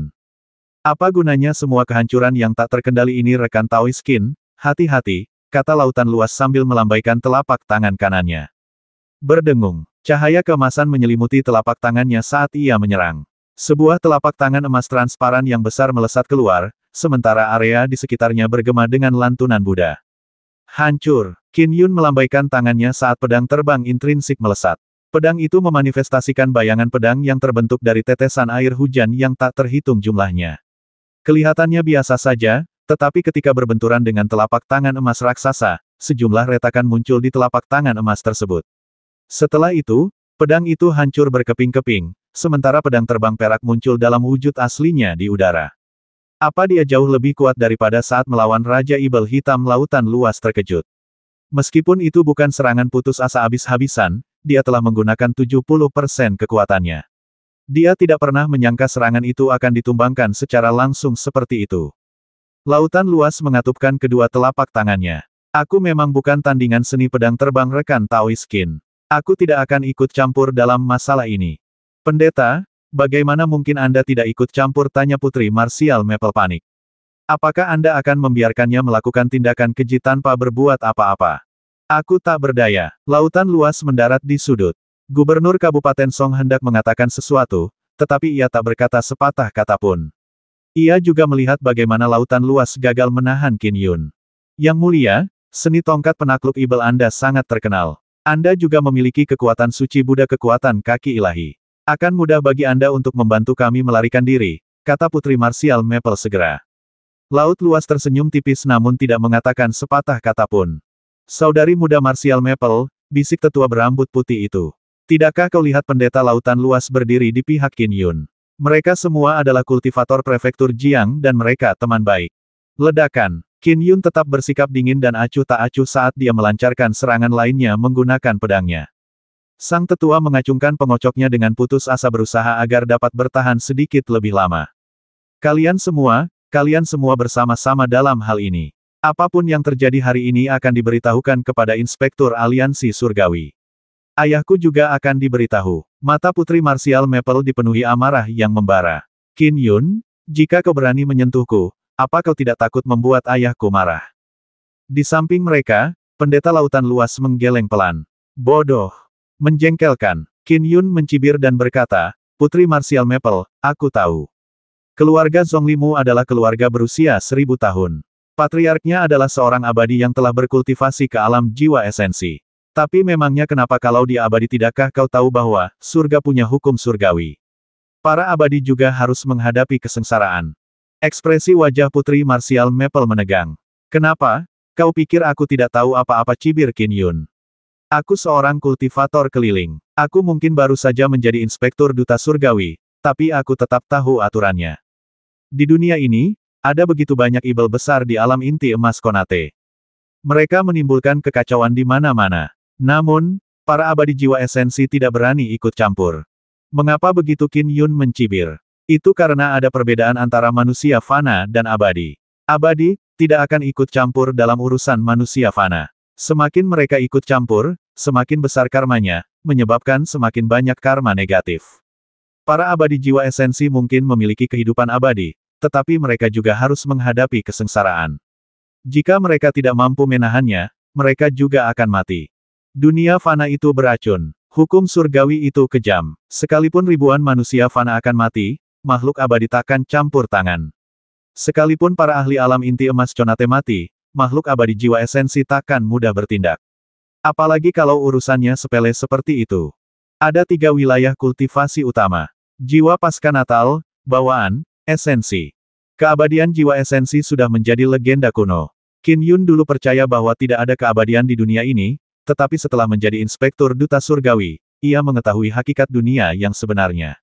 Ia memahami bahwa keluarga-keluarga berusia ribuan tahun, pemerintahan kekaisaran, tanah suci Tao dan Buddha, istana ibel surgawi, dan berbagai faksi di dunia ibel jahat memiliki manusia abadi atau Fin Celestial di alam jiwa esensi yang memimpin mereka.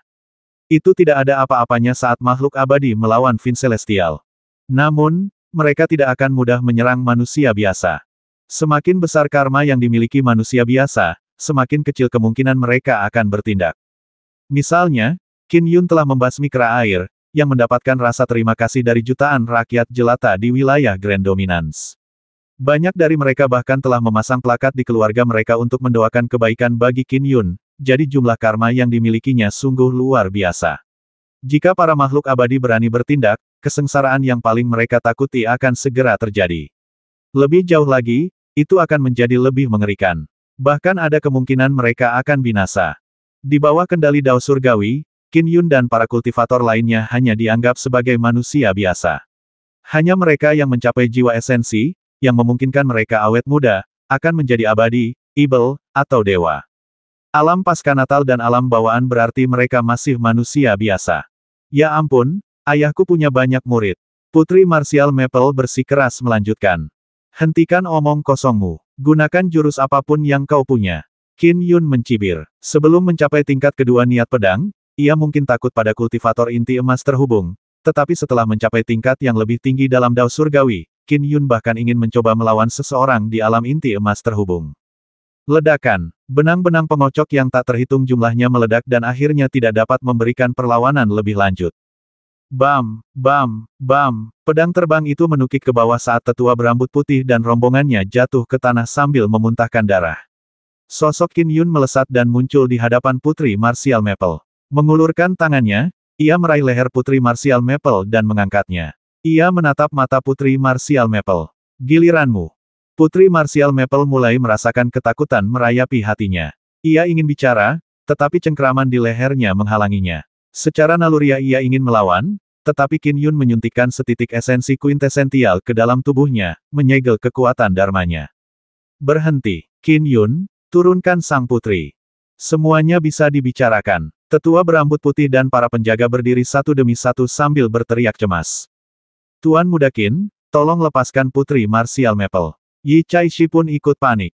Menyadari Qin Yun tidak bereaksi, ia langsung berkata, saya ayah Yi Xiao. Qin Yun meliriknya sebelum berbalik menatap Yi Xiao. Yi Xiao hanya menatap Yi Chaishi tanpa mengatakan sepatah kata pun. Kau ayah Yi Xiao. Qin Yun terus mencengkeram leher Putri Martial Maple sambil menatap Yi Chaishi. Yi Chaishi tampak cukup tampan dan berwatak terpelajar. Ia langsung berkata, Tuan Muda Qin, lepaskan nyonya ketiga. Dia tidak akan berani bertindak lagi. Apakah kau hanya melihat putrimu diiris di wajahnya tanpa melakukan apapun? Suara Qin Yun dipenuhi amarah. Aku sudah bicara, aku sudah memohon padanya, kata Yi Chaishi langsung. Kau mengucapkan beberapa patah kata sekilas. Qin Yun kehilangan kesabarannya. Aku tidak bisa menghentikannya. Dia tidak mendengarkanku, kata Yi Chaishi panik. Dan sekarang, Kau tak bisa menghentikanku. Qin Yun menatap mata Yi Caishi dengan dingin. Tuan Muda Qin, tolong kasihanilah. Kumohon. Yi Caishi berkata dengan cemas, aku berutang padanya di masa lalu. Aku juga berutang pada Xiao Er. Ini semua salahku. Qin Yun menggelengkan kepalanya. Dasar pecundang. Kau salah. Apa hubungannya ini denganku? Dia melukai Yi Xiao, jadi kau tidak berhak membelanya. Qin Yun mencibir sambil menatap Putri Martial Maple. Wajahnya memerah karena cengkeraman tangan kanannya di lehernya. Tanpa bisa berkata apa-apa, matanya dipenuhi permohonan. Sekarang kau tahu rasa takut, bukankah kau akan sangat kejam saat menghadapi Yi Xiao? Qin Yun melemparkannya ke samping. Bam! Putri Martial Maple terlempar dan jatuh di depan Yi Xiao. Kepalanya berdarah saat ia mendongak menatap Yi Xiao. Yi Xiao, balas suka untuk suka, kata Qin Yun. Nona Yi Xiao, teriak tetua berambut putih dan 5 orang lainnya. Xiao Er, ini salahku, kata Yi Caishi segera. Putri Martial Maple merangkak naik tetapi matanya masih menatap Yi Xiao dengan penuh kebencian. Yi Xiao tiba-tiba menyerang. Putri Martial Maple tertampar wajahnya saat ia terlempar mundur. Yi Xiao melepaskan esensi intisarinya dan menariknya kembali ke depan. Esensi sejati Yi Xiao memegang Putri Martial Maple sambil menamparkan wajahnya dengan tangan kanannya. Seketika, telapak tangan Yi Xiao berubah menjadi bayangan saat tamparan beruntun mengenai Putri Martial Maple. Wajahnya berlumuran darah. Kau telah menamparkan wajahku 12 kali dan aku membalasnya dengan 12 tamparan, kata Yi Xiao. Kau menamparku 30 kali, kata Putri Martial Maple dengan suara serak saat dia berusaha berbicara. 18 tamparan sisanya untuk ibuku. Kau terus saja memakai kata jalang. Kau tidak berhak mengatakan itu tentang ibuku. Yi Xiao menarik intisarinya dan berkata dengan dingin, pergi dan jangan pernah muncul di hadapanku lagi. Aku akan tetap menghajarmu jika kau muncul. Putri Martial Maple menggertakkan giginya. Ditampar 30 kali oleh Putri Kupu-Kupu Malam itu merupakan ejekan besar.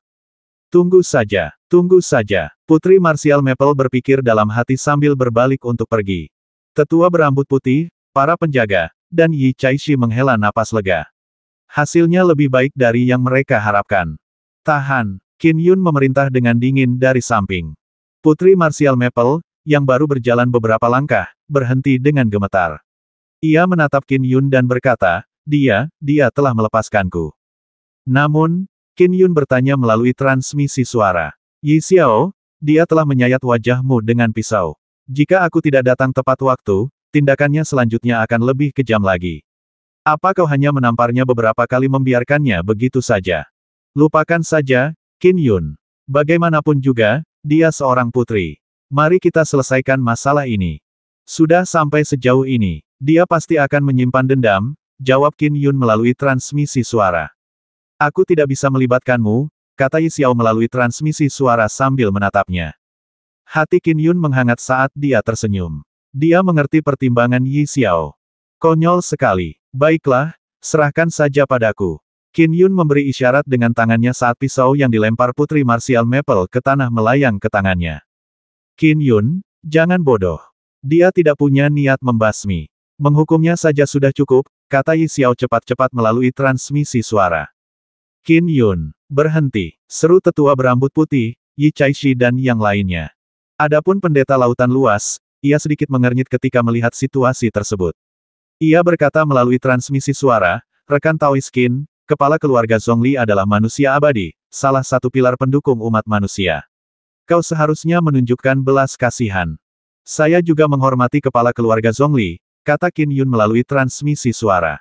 Memiliki jasa bukan berarti putrinya bisa berbuat sesuka hatinya. Jangan khawatir, saya tidak akan membasminya. Imensesi menghela napas lega. Qin Yun berjalan mendekat dengan pisau berlumuran darah di tangannya. Wajah Putri Martial Maple memucat. Apa yang kau lakukan aku hanya menebas dengan pisau itu. Aku tidak menaburkan bubuk racun. Lukanya akan sembuh dengan sangat cepat. Yi Xiao itu juga telah memukulku. Kenapa kau masih? Bubuk racun. Ekspresi Qin Yun berubah. Kau bahkan berencana menggunakan bubuk racun. Putri Martial Maple menjadi semakin panik. Tetua berambut putih dan rombongan di sampingnya diliputi kecemasan. Putri, kenapa kau menyebut bubuk racun itu? Di mana bubuk racunnya? Teriak Qin Yun dingin. Tidak, aku tidak memilikinya, jawab Putri Martial Maple segera. Dengan menuangkan bubuk racun pada luka, bahkan para kultivator pun tidak akan bisa membersihkannya setelah racunnya meresap. Luka mereka akan terluka seumur hidup. Qin Yun sangat menyadari taktik yang digunakan para orang menyebalkan. Ia berbalik dan melirik para tetua berambut putih dan yang lainnya. Bicaralah, di mana bubuk racunnya? Keenamnya menggelengkan kepala. Apa kalian mencoba menipuku? Tanya Qin Yun singkat. Kalian berenam adalah kaki tangan dalam masalah ini. Aku baru mengambil tindakan terhadap Putri Martial Maple sekarang dan belum sampai ke kalian berenam. Berurusan dengan kami. Kami hanya mematuhi perintah. Kami. Keenamnya panik. Qin Yun melirik keenam orang itu. Bagaimana aku menghadapi kalian akan bergantung pada kejujuran kalian. Serahkan bubuk racun itu dengan patuh, dan aku akan bersikap lunak. Jika tidak, aku tidak akan membasmi kalian, melainkan melumpuhkan dantian kalian berenam. Bagaimana pendapat kalian? Keenamnya merasa ngeri. Melumpuhkan dantian mereka. Akhir dari jalur kultivasi mereka lebih buruk dari kematian.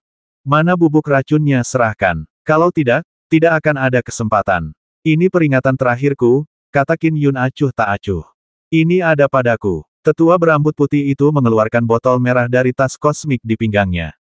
Ia menatap Putri Martial Maple dengan tatapan meminta maaf. Saudari muda Martial Maple, kami juga tidak punya pilihan lain. Qin Yun mengambil botol merah dan berbalik berjalan menuju Putri Martial Maple. Tidak mungkin kau akan. Putri Martial Maple hendak mundur ketika kekuatan langit dan bumi yang tak berwujud membuatnya tidak bisa bergerak. Membayar kembali dengan koinnya sendiri. Kata Qin Yun, ketika kau melakukan apa yang kau lakukan kepada orang lain, mengapa kau tidak memikirkan penderitaan yang harus mereka tanggung? Rasakanlah penderitaan itu. Ci, pisau itu menebas. Yi Caishi panik di sampingnya, tetapi sia-sia. Qin Yun mengabaikannya sepenuhnya. 12 tebasan. Qin Yun berhenti dan menarik sumbat botol merah itu lalu tiba-tiba menyebarkannya. Fiuh. Bubuk racun itu mengenai wajah Putri Martial Maple dan dia langsung memegang wajahnya yang kesakitan. Bolehkah aku pergi sekarang? Meskipun Putri Martial Maple kesakitan, dia terus menggertakkan giginya dan berbicara dengan suara serak. Jangan terburu-buru. Qin Yun menatap keenam orang itu dan berkata, karena kalian sudah menyerahkan bubuk racun, aku tidak akan melumpuhkan dantian kalian. Serahkan semua harta dharma dan barang berharga lainnya. Anggap saja ini hukuman kecil. Semua barang berharga, harta karun dharma yang kita peroleh dari puluhan tahun kultivasi. Tetua berambut putih dan rombongan menjadi panik. Pedang terbang ungu yang melayang di udara mendekati mereka. Kami akan melakukannya. Kami akan menyerahkannya. Keenam orang itu langsung menjawab. Dan kau? Qin Yun menunjuk Putri Martial Maple. Serahkan semua harta dharma dan barang berhargamu. Segera, sejumlah besar harta karun bertumpuk di depan Qin Yun saat mereka memancarkan gelombang. Qin Yun menatap ketujuh orang itu. Pada saat itu, Putri Martial Maple menutupi wajahnya dengan kerudung. Ia menatap Qin Yun dengan tatapan dingin. Bisakah kita pergi sekarang? Pakaianmu juga merupakan harta dharma. Serahkan saja, kata Qin Yun acuh tak acuh. Kau tatapan Putri Martial Maple tajam. Namun, di hadapan Qin Yun yang menatapnya dengan tenang, jubah harta dharmanya melayang dan mendarat di tumpukan harta dharma di hadapan Qin Yun. Saat itu, yang tersisa di tubuh Putri Martial Maple hanyalah pakaian putih ketat. Kamu bisa pergi. Qin Yun melambaikan tangannya. Ayo pergi. Tetua berambut putih itu segera melancarkan jurus terbangnya dan membawa semua orang, termasuk Yi Caishi, pergi. Yi Caishi menatap Yi Xiao dengan pandangan bingung. Ia kemudian mendekati Putri Martial Maple dan menatapnya dengan hati yang pedih. Fiuh. Putri Martial Maple dan rombongan segera pergi di atas awan. Setelah terbang keluar dari kota dominasi agung, Putri Martial Maple yang diam itu berbalik dan menatap kota yang mulai kabur. Ia berkata dengan suara serak, aku pasti akan membalas dendam. Nyonya ketiga, Yi Caishi menatap Putri Martial Maple dengan hati pedih. Putrimu itu baru saja merayu seorang duta surgawi inspektur token biru. Kalau dia duta surgawi inspektur token ungu, aku takkan bisa berbuat apa-apa. Tapi duta surgawi inspektur token biru Putri Martial Maple mencibir. Dia dan Qin Yun itu takkan bisa berpuas diri lama-lama. Kemudian, Putri Martial Maple menatap Yi Caishi dengan patuh. Caishi, jangan khawatir. Bagaimanapun juga, dia putrimu. Aku tidak akan membasminya. Qin Yun menyimpan harta karun itu. Tuan Muda Qin, Anda benar-benar telah menyinggung putri itu. Gubernur Kabupaten Song tak kuasa menahan diri untuk berkomentar. Kau bahkan mengambil semua harta dharma mereka, kata lautan luas sambil tersenyum. Karena aku menyinggung perasaannya, lebih baik aku menyinggung perasaannya sepenuhnya, kata Qin Yun sambil tersenyum. Lagi pula, pendeta lautan luas, kau tahu aku juga belum lama berkultivasi. Aku sangat miskin. Baiklah, aku tidak akan menjamu kalian berdua. Kami pergi dulu. Qin Yun memegang tangan Yi Xiao. Yi Xiao membiarkannya menggenggamnya saat mereka pergi di atas awan. Saat terbang di udara, Yi Xiao menatap Qin Yun yang sedang menggenggam tangannya. Hatinya menghangat, tetapi ia juga khawatir. Ia merasa menyesal. Qin Yun, kau benar-benar telah menyinggung Putri Martial Maple. Dia pasti akan memikirkan cara untuk membalas dendam. Jangan khawatir, semuanya akan baik-baik saja, kata Qin Yun sambil tersenyum. Biar ku beritahu sebuah rahasia. Yi Xiao tercengang. Dalam pertempuran tadi, semuanya berada dalam genggamanku. Lagi pula, aku hanya menggunakan 20% kekuatanku, kata Qin Yun. 20%. Yi Xiao tercengang. Kau mengalahkan kelompok penjaga dan menekan pendeta laut besar. Qin Yun tersenyum. Karena aku tahu Putri Martial Maple akan membalas dendam, bagaimana aku bisa mengerahkan seluruh kekuatanku. Yi Xiao terkejut dan gembira, sekaligus tercengang. Kekuatan yang dia tunjukkan memang sedikit lebih kuat daripada saat dia mengalahkan Raja Ibel Hitam. Namun, itu hanya 20% dari kekuatan Qin Yun. Mungkinkah dia sudah bisa menandingi seseorang di alam Conate Golden Core? Aku hanya memberitahumu ini. Tidak ada yang tahu. Qin Yun terkekeh pelan. Ingat, rahasiakan ini. Yi Xiao mengangguk dan langsung merasa lega. Nyonya Chen Xuang tinggal di sayap tertentu di rumah bordil Swallow Phoenix. Sejak ia menjadi kortesan Beles setahun yang lalu, popularitasnya meroket. Jumlah keturunan yang mendekatinya meningkat pesat. Selain itu, pesona dan daya tarik Chen Xuang juga semakin kuat. Ia juga mendominasi Lady Scented Dress dan Lady Clear Autumn. Kortesan, Lady Chen Xuang, juga sangat terkenal di wilayah lain di prefektur Jiang. Seringkali ada tamu-tamu terhormat lain yang datang ke Grand Dominance untuk menemuinya. Dalam hal ketenaran, Chen Xuang kemungkinan besar berada di peringkat kelima di antara semua kupu-kupu malam ternama. Lagi pula, perlu diketahui bahwa Kabupaten Laut Timur, Kabupaten Jinqin, dan Kabupaten Wushu jauh lebih makmur daripada Kabupaten Dominan Agung. Bahkan ada lebih banyak kupu-kupu malam ternama di rumah bordil mereka. Saudaramu ini benar-benar memiliki kekuatan yang luar biasa. Di usia muda, dia mampu menekan biksu tua itu, Laut Besar. Meskipun Laut Besar mungkin sengaja bersikap lunak dengan menggunakan sebagian kekuatannya, kemungkinan besar kekuatan sejati Qin Yun tidak kalah dengan Laut Besar. Seorang wanita menggoda berpakaian merah tersenyum sambil menatap cermin air yang mengapung di depannya. Cermin itu memperlihatkan dominasi Qin Yun atas para penjaga, serta adegan pertarungannya dengan pendeta Laut Besar. Saudara Yun mulai benar-benar berlatih ilmu pedang pada usia 8 tahun. Pada usia 13 tahun, ia mencapainya dengan pedang. Chen Xuang bercermin dan matanya memancarkan kebanggaan. Tetapi tampaknya dia menyukai wanita di belakangnya, kata wanita berpakaian merah itu sambil tersenyum sambil menunjuk Yi Xiao melalui cermin. Chen Xuang melihatnya dan terdiam. Setelah itu, dia tersenyum. Aku juga senang kakak Yun punya seseorang yang disukainya. Lagi pula, aku melihat kakak Yun dan wanita itu bersama beberapa hari yang lalu. Mereka sudah berada di kota Grand Dominance selama beberapa bulan. Jangan coba-coba berbohong padaku. Aku tahu kau menyukai adikmu ini, kata wanita itu. Lagi pula, dia hanya bisa dianggap sebagai saudara angkat. Chen Xuang mengangguk tanpa suara. Ya, aku menyukainya, tapi aku tidak pantas mendapatkannya. Tidak ada gunanya menjadi kultivator, kata wanita itu sambil tersenyum. Sudah kubilang sebelumnya, sebagai manusia biasa yang dikejar oleh Magus Matriark Gu, perjalanan ke Gua Magus Matriark akan memastikan kultivasimu berkembang pesat. Tidak akan ada hambatan bagimu untuk melangkah ke alam Conate. Selain itu, kau memperoleh pemahaman dasar tentang seni mistik yang kuajarkan kepadamu dalam sehari. Sekarang, kau hampir menguasainya. Bukankah jumlah orang yang mendekati dan menyukaimu semakin banyak ini hanyalah mantra sihir biasa? Bakatmu dalam seni magus sangat tinggi, jauh lebih tinggi daripada milikku. Akan sia-sia jika kau tidak berkultivasi dalam seni magus. Lagi pula, kamu sudah berusia 20 tahun ini. Sekte Taois dan Buddha punya pepatah, mustahil seseorang bisa melewati gerbang keabadian sebelum usia 20. Hanya garis keturunan magus kami yang memberi kesempatan, bahkan nenek tua sekalipun, kata wanita berbaju merah itu sambil tersenyum.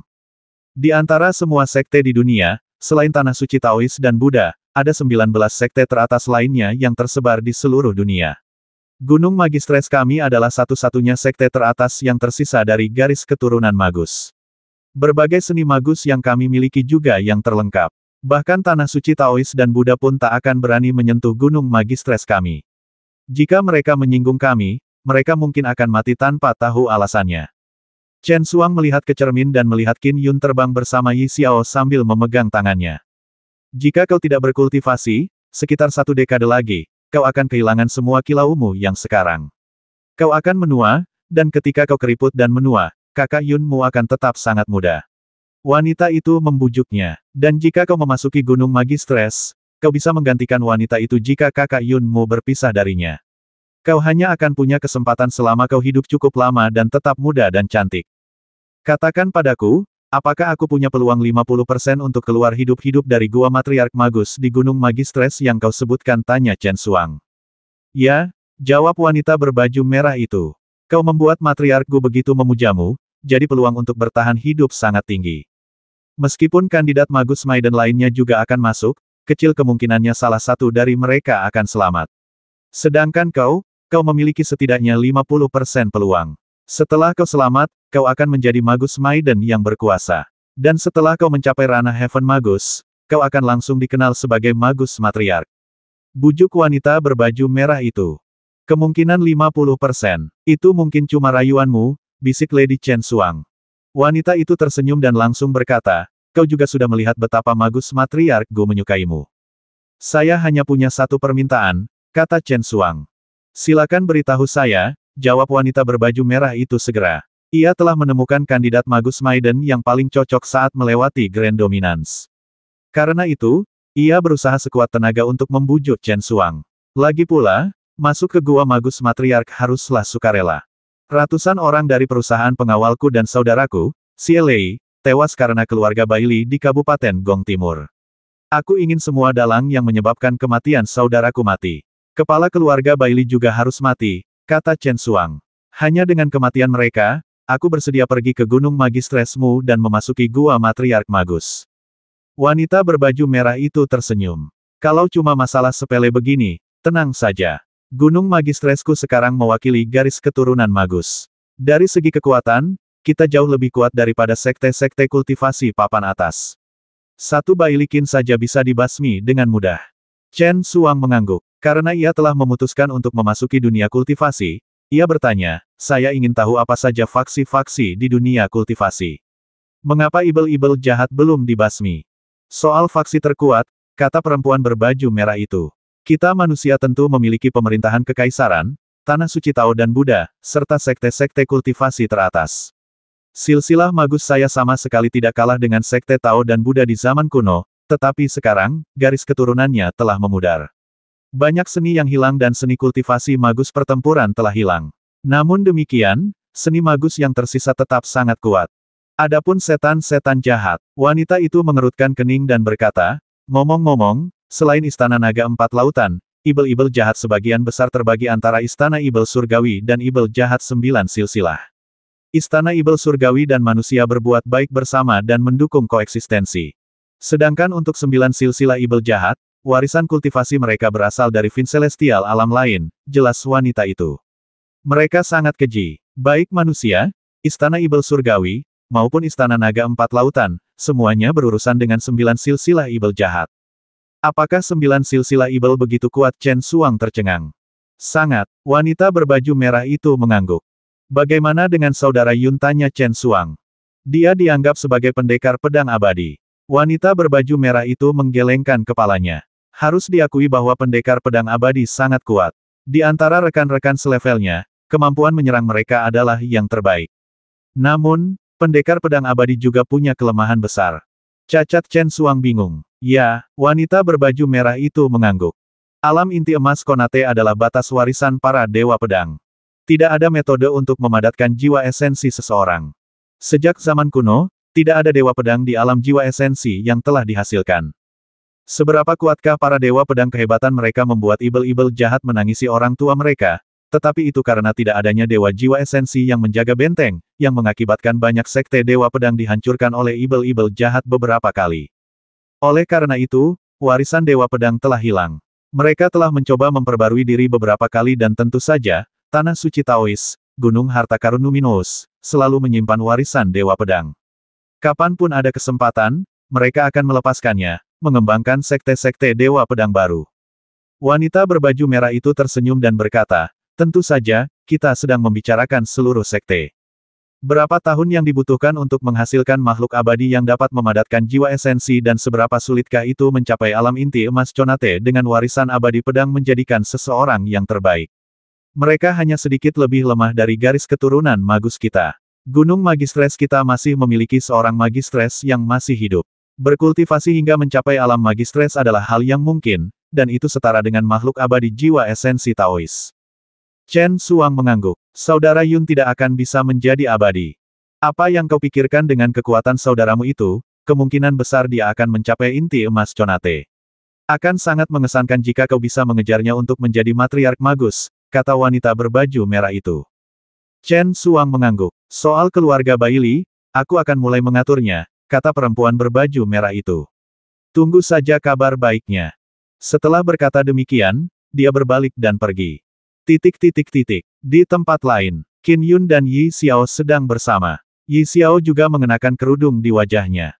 Aku terlalu bodoh waktu kecil, kata Yi Xiao lirih, tapi setelah melihat ayahku kali ini, dia benar-benar mengecewakanku. Ayahku benar-benar menoleransi ibu yang terus-menerus memanggil ibuku Jalang Mungkin, dibandingkan dengan perasaannya terhadap ibuku, perasaannya terhadap Putri Martial Maple lebih dalam. Mungkin dia punya kesulitannya sendiri, Qin Yun menghiburnya. Kesulitan Yi Xiao terdiam sebelum berkata, lagi pula, aku tak perlu lagi pergi ke Paviliun Windblast Kabupaten Wushu untuk menunggunya. Setidaknya, sekarang aku tahu bahwa dibandingkan denganku, dia lebih bersedia bersama Putri Martial Maple. Soal melindungiku Putri Martial Maple itu tak akan bisa menyentuhku, baik di bab cakrawala ilahi maupun di tanah leluhur keluarga Yi. Jika ayahku bersedia membawaku saat itu, aku pun rela tinggal di tanah keluarga Yi seumur hidupku. Qin Yun hanya menyediakan persahabatannya. Jangan bicarakan aku lagi, kata Yi Xiao segera, yang terpenting, Putri Martial Maple pasti marah. Keluarga Zhongli juga akan merasa diabaikan. Jangan khawatir, aku mengambil semua harta mereka pada akhirnya. Qin Yun mengambil sebuah kantong kosmik dan menuangkan isinya. Keluarlah kantong kosmik lain yang terus mengalir turun. Semua rampasan perang terungkap. Putri Martial Maple itu memang pantas menjadi seorang putri. Dia punya banyak harta, cukup untuk menandingi 7 atau 8 Gong Yebing, kata Qin Yun sambil tertawa. Sedangkan pengawalnya, jumlahnya bisa menandingi 2 atau 3 Gong Yebing. Kenapa kau terus menyebut Gong Yebing? Yi Xiao merasa tak berdaya. Tidak ada pilihan, dia satu-satunya ibel inti sejati terhubung yang pernah kubasmi. Qin Yun tertawa sambil memandangi harta karun itu. Dengan ini, pedang terbang intrinsikku bisa ditingkatkan 2 tingkat, mencapai pedang terbang tingkat 4. Formasi susunan keluarga Qinku juga bisa ditingkatkan jauh lebih banyak. Bisakah kau meningkatkannya 2 tingkat? Yi Xiao tercengang. Perkiraanku mengatakan itu tidak cukup. Bukankah sudah kubilang kalau kekuatanku sudah meningkat pesat, jumlah material yang dibutuhkan untuk mengolah pedang terbang intrinsikku telah berkurang drastis. Qin Yun tersenyum dan berkata, jangan tunda lagi. Aku akan pergi ke aliansi Inspektur Surgawi untuk menukar harta karun sebentar lagi. Yi Xiao mengangguk. Putri Martial Maple dan keluarga Zhongli membutuhkan setidaknya beberapa hari untuk mengalihkan pasukan. Sayangnya, pedang terbang intrinsikku akan membutuhkan waktu sekitar setengah tahun untuk mencapai tingkat keempat, kata Qin Yun. Yi Xiao segera bertanya, Qin Yun, apakah kamu yakin bisa mengendalikan pedang terbang tingkat 4 di alam inti palsu bawaan? Di alam pasca natal, seseorang paling-paling hanya bisa mengendalikan harta dharma tingkat 7. Harta dharma tingkat 6 pun tidak bisa digunakan meskipun diletakkan di hadapan mereka. Dan di alam Conate, dalam keadaan normal, alam inti palsu Conate memungkinkan seseorang mengendalikan harta dharma tingkat 5 dan 6. Alam inti sejati Conate memungkinkan seseorang mengendalikan harta dharma tingkat 3 dan 4. Sedangkan untuk alam inti emas Conate, mereka dapat mengendalikan harta dharma tingkat 1. Meskipun itu aturan praktisnya, harta dharma terlalu mahal. Kebanyakan kultivator alam inti sejati Conate biasanya menggunakan harta dharma tingkat 5 atau 6. Silsilah pedang abadiku memberikan esensi kuintesential murni, dan inti palsu Conate yang kupadatkan jauh lebih baik daripada pedang abadi di level yang sama. Aku juga akan mampu mengendalikan pedang terbang tingkat 5, kata Qin Yun percaya diri. Dengan pedang terbang tingkat 4 sebagai pedang terbang intrinsikku, kekuatannya bisa menandingi kekuatan harta dharma tingkat 2 di tanganku. Dengan pedang terbang ini, kekuatanku bisa meningkat 50 hingga 60%. Qin Yun terlalu kuat sehingga bantuan yang diberikan harta dharma kepadanya juga tidak berlebihan. Akan tetapi, mampu meningkatkan kekuatannya hingga 50 hingga 60% saja sudah cukup mencengangkan. Aku hanya ingin tahu cara apa yang akan digunakan keluarga Zhongli. Yi Xiao sedikit khawatir. Aku akan mengambil tindakan yang diperlukan tergantung situasinya. Lagi pula, siapapun yang berani menyerangku harus siap dibasmi olehku. Qin Yun tidak menunjukkan rasa takut. Ia tentu saja merasa lebih berani dengan kekuatannya. Keluarga Zhongli di prefektur Kong adalah klan keluarga yang telah berusia ribuan tahun. Sebuah kota provinsi telah dianugerahkan kepada keluarga Zhongli, dan meskipun dinasti berganti, kota provinsi tersebut tetap di bawah kendali keluarga Zhongli. Kota ini juga disebut Kota Li.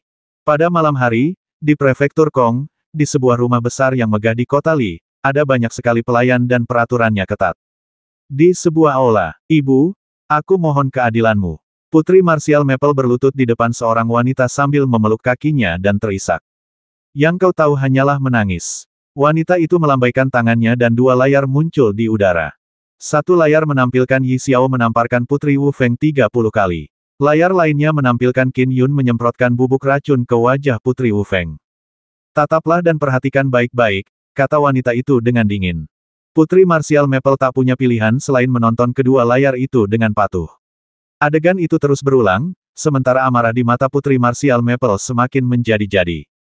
"Kapanpun kamu tenang, saat itulah kamu bisa bicara denganku." Wanita itu bangkit dan pergi. Putri Martial Maple dengan patuh tetap diam. Ibunya adalah istri Patriark Zhongli saat ini, Matron Le. Patriark Zhongli memiliki beberapa istri, tetapi seiring usianya yang panjang, istri-istrinya meninggal satu demi satu. Matron Le adalah murid perempuan yang pernah diterima Patriark Zhongli di masa lalu. Karena mereka sering bertemu, ia akhirnya menjadi matron keluarga Zhongli saat ini. Matron Le telah mencapai alam inti sejati terhubung dan usianya bahkan belum mencapai 100 tahun. Ia memegang kekuasaan yang sangat besar di keluarga Zhongli. Pada fajar hari kedua, Matron Le kembali ke aula. Putri Martial Maple masih berlutut dengan patuh dan memperhatikan dua layar yang melayang di udara. "Apakah kamu sudah tenang?" tanya Matron Le. "Ya, sudah." Putri Martial Maple mengangguk patuh. "Tahukah kamu di mana letak kesalahanmu?" tanya Matron Le lagi. Putri Martial Maple berbisik pelan, "Aku tidak mengindahkan kata-katamu dan menyerang Yi Xiao tanpa izinmu. Bagaimanapun, dia adalah murid bab cakrawala ilahi dan anak dari keluarga Yi. Dengan membuat masalah, aku akan membuat ayah tidak senang. Ayahmu mungkin awet muda, tapi dia juga harus menanggung kesengsaraan. Kalau kau bisa meringankan kesulitan yang dihadapinya, lakukanlah," kata Matron Le. "Soal masalah di Grand Dominance, aku sangat kecewa. Pertama, kamu tidak tenang dan tidak mendengarkanku dan langsung menyerang Yi Xiao. Kedua, setelah memutuskan untuk bertindak, kau tidak mendengarkan ajaranku tentang perencanaan sebelum bertindak." Matron Le menatap putrinya. "Apa kau bertanya-tanya mengapa dia berada di dominasi agung? Mungkinkah dia punya rekan? Mungkinkah dia punya senior dari sektenya?" Tanpa berpikir panjang, kau langsung bertindak. "Apa kau pikir kau benar-benar tak terkalahkan? Lihat saja hasilnya. Wajahmu ditampar dan kau jadi cacat. Kau telah mencoreng nama baik keluarga Zhongli sepenuhnya. Meskipun ada satu kultivator alam inti emas bawaan di antara murid-murid ayahmu, bahkan ayahmu akan merasa sulit untuk memerintahkannya melakukan sesuatu, apalagi kami berdua," kata Matron Le. Di alam inti emas Conate, seseorang juga memiliki klan keluarga sendiri yang memikul tanggung jawab di pundak mereka. Mereka tidak akan mudah terlibat dalam aksi balas dendam hidup mati. Lagi pula, Qin Yun memiliki potensi yang luar biasa. Jika pembasmiannya gagal, itu hanya akan menghasilkan masalah yang tak berkesudahan. Putri Martial Maple dengan patuh tetap diam. "Beberapa tahun yang lalu, kau memang hebat, tapi beberapa tahun terakhir ini kau malah berkeliling dunia dan bersenang-senang dengan Yi Caishi itu. Kurasa kau sudah bodoh." Matron Le menegur, "Apa kau pikir hanya karena kami keluarga Zhongli, kami bebas berbuat sesuka hati?" "Ini salahku," kata Putri Martial Maple patuh. "Ibu, aku serahkan semuanya padamu. Karena masalah ini sudah selesai, tidak perlu ada penyesalan." Matron Le berkata dengan tenang, "Qin Yun itu hanyalah seorang kultivator keliling biasa, tetapi dia sama sekali tidak menganggap keluarga Zhongli kita. Dia bahkan begitu kejam terhadapmu. Bahkan Inspektur Aliansi Surgawi pun tahu tentang itu, yang berarti banyak faksi di dunia akan mengetahuinya. Sekarang, yang dipermalukan bukan hanya kau atau aku, tetapi seluruh keluarga Zhongli. Qin Yun harus diberi pelajaran tentang masalah ini atau itu hanya akan membiarkan orang lain mencemooh kita. Di masa depan, bagaimana klan keluarga kita akan menjalankan otoritas kita terhadap rakyat jelata? Bagaimana bisa mata Putri Marsial Maple berbinar? Gimana lagi terlalu merepotkan kalau bikin keributan? Lebih baik langsung saja membasminya dengan bersih, kata Matron Le. Bagaimana kita membasminya? Putri Marsial Maple tak kuasa menahan diri untuk bertanya. Dia cukup kuat dan aku tak bisa memikirkan cara lain yang bisa menjaminnya. Matron Le menggelengkan kepalanya pelan. Tentu saja, kami mencari sesuatu dengan pasti. Dia melambaikan tangannya. Fiuh. Sebuah bayangan hantu muncul di udara. Di dalamnya terdapat seekor naga banjir melingkar yang diselimuti sisik merah tua. Kepala naga itu menatap layar sementara air di sekitarnya mengalir. Matron Le, ada urusan apa Anda menemuiku? Kata naga banjir berwarna darah itu dalam bahasa manusia. Saya membutuhkan kuil Miriat untuk membasmi seseorang, kata Matron Le. Siapa? Tanya naga banjir. Di wilayah dominasi Agung Prefektur Jiang, ada seorang pendekar pedang abadi bernama Qin Yun, kata Matron Le. Saya berharap Anda bisa menyingkirkannya sesegera mungkin. Naga banjir itu mengangguk pelan. Itu adalah Duta Surgawi Inspektur Token Azure yang baru saja dipromosikan. Dia telah mengalahkan Raja Ibel Hitam secara langsung dan kekuatannya tidak kalah dengan pendeta lautan luas dari biara Puncak Perak. Membasminya membutuhkan 3 kristal abadi. 3? Tanya Matron Le. Ya, naga banjir itu mengangguk. Matron Le ragu sejenak sebelum mengangguk. Ia berkata, kalau begitu, 3 kristal abadi saja. Aku berharap kuil Miriat bisa membasminya secepat mungkin. Tenang saja. Kuil segudang milikku sedang bertugas. Tolong kirimkan 3 kristal abadi sesegera mungkin. Naga banjir itu mengangguk pelan dan transmisi pun terputus. Putri Marsial Maple menyaksikan semua ini dari samping tanpa berani bersuara. Setelah komunikasi berakhir, Putri Marsial Maple langsung bertanya, inikah kuil Miriat yang maha kuasa yang mencakup semua fenomena yang tak terhitung jumlahnya? Kuil segudang hanya peduli pada harta karun. Ia tidak peduli apakah harta itu manusia, ibel jahat, atau dari ras air, kata Matron Le. Dan memang, mereka sangat kaya. Bisakah aku mendapatkan tanda transmisi Miriat Temple? Tanya Putri Marsial Maple segera. Matron Le menggelengkan kepalanya. Kuil Miriat hanya meninggalkan tanda transmisi pada manusia atau ibel yang dikenalinya. Yang tidak dikenali tidak dapat menghubungi mereka. Putri Marsial Maple bergumam pelan, mereka sengaja berpura-pura. Tapi kuil Miriat punya kekuatan, bantah Ibu Surile. Lagi pula, tak seorang pun bisa membuktikan bahwa kami yang bertindak jika kuil Miriat yang melakukannya. Tak akan ada bukti yang tertinggal. Sekarang, kalian tinggal menunggu kabar kematian Qin Yun. Matron Le benar-benar tidak terlalu memikirkan Qin Yun. Lalu bagaimana jika seorang junior yang tidak memiliki pendukung meninggal sebagai rekan Patriark Zhongli? Ia sebelumnya telah melihat keberadaan yang benar-benar mengerikan di dunia, seperti makhluk abadi dan Fin Celestial. Bahkan tanda yang digunakan untuk menghubungi kuil Miriat diberikan kepadanya oleh naga ibel dari kuil Miriat yang setara dengan Fin Celestial. Matron Le tentu saja sangat menghargai dirinya sendiri, jadi ia memang geram atas tindakan kejam Qin Yun terhadap putrinya. Bagaimana dengan putrinya yang menentang Yi Xiao? Dari sudut pandangnya, Yi Xiao hanyalah anak rendahan dari keluarga Yi, sementara putrinya adalah putri seorang dewa, jadi bagaimana mungkin Yi Xiao bisa dibandingkan dengannya? Baiklah, aku akan menunggu kabar kematiannya. Putri Marsial Maple merasa penuh harap. Apakah bekas luka di wajahmu bisa dihilangkan? Tanya Matron Le. Tidak, Putri Marsial Maple mengangguk. Memang merepotkan, tapi kalau ayah mau membantu, pasti akan jauh lebih mudah. Jangan terburu-buru. Tunggulah sedikit lebih lama. Temukan ayahmu ketika dia sudah bebas dari pengasingan. Jangan ganggu kultivasinya, kata Matron Le. Putri Marsial Maple tidak dapat menahan diri untuk bertanya, berapa lama saya harus menunggu? Aku tidak tahu itu. Bisa sesingkat 1 atau 2 hari, dan bisa juga selama 1 dekade, jawab Ibu Asrama Le. Jangan khawatir, aku akan membawamu menemuinya begitu dia keluar. Baiklah, Putri Marsial Maple menjawab dengan patuh.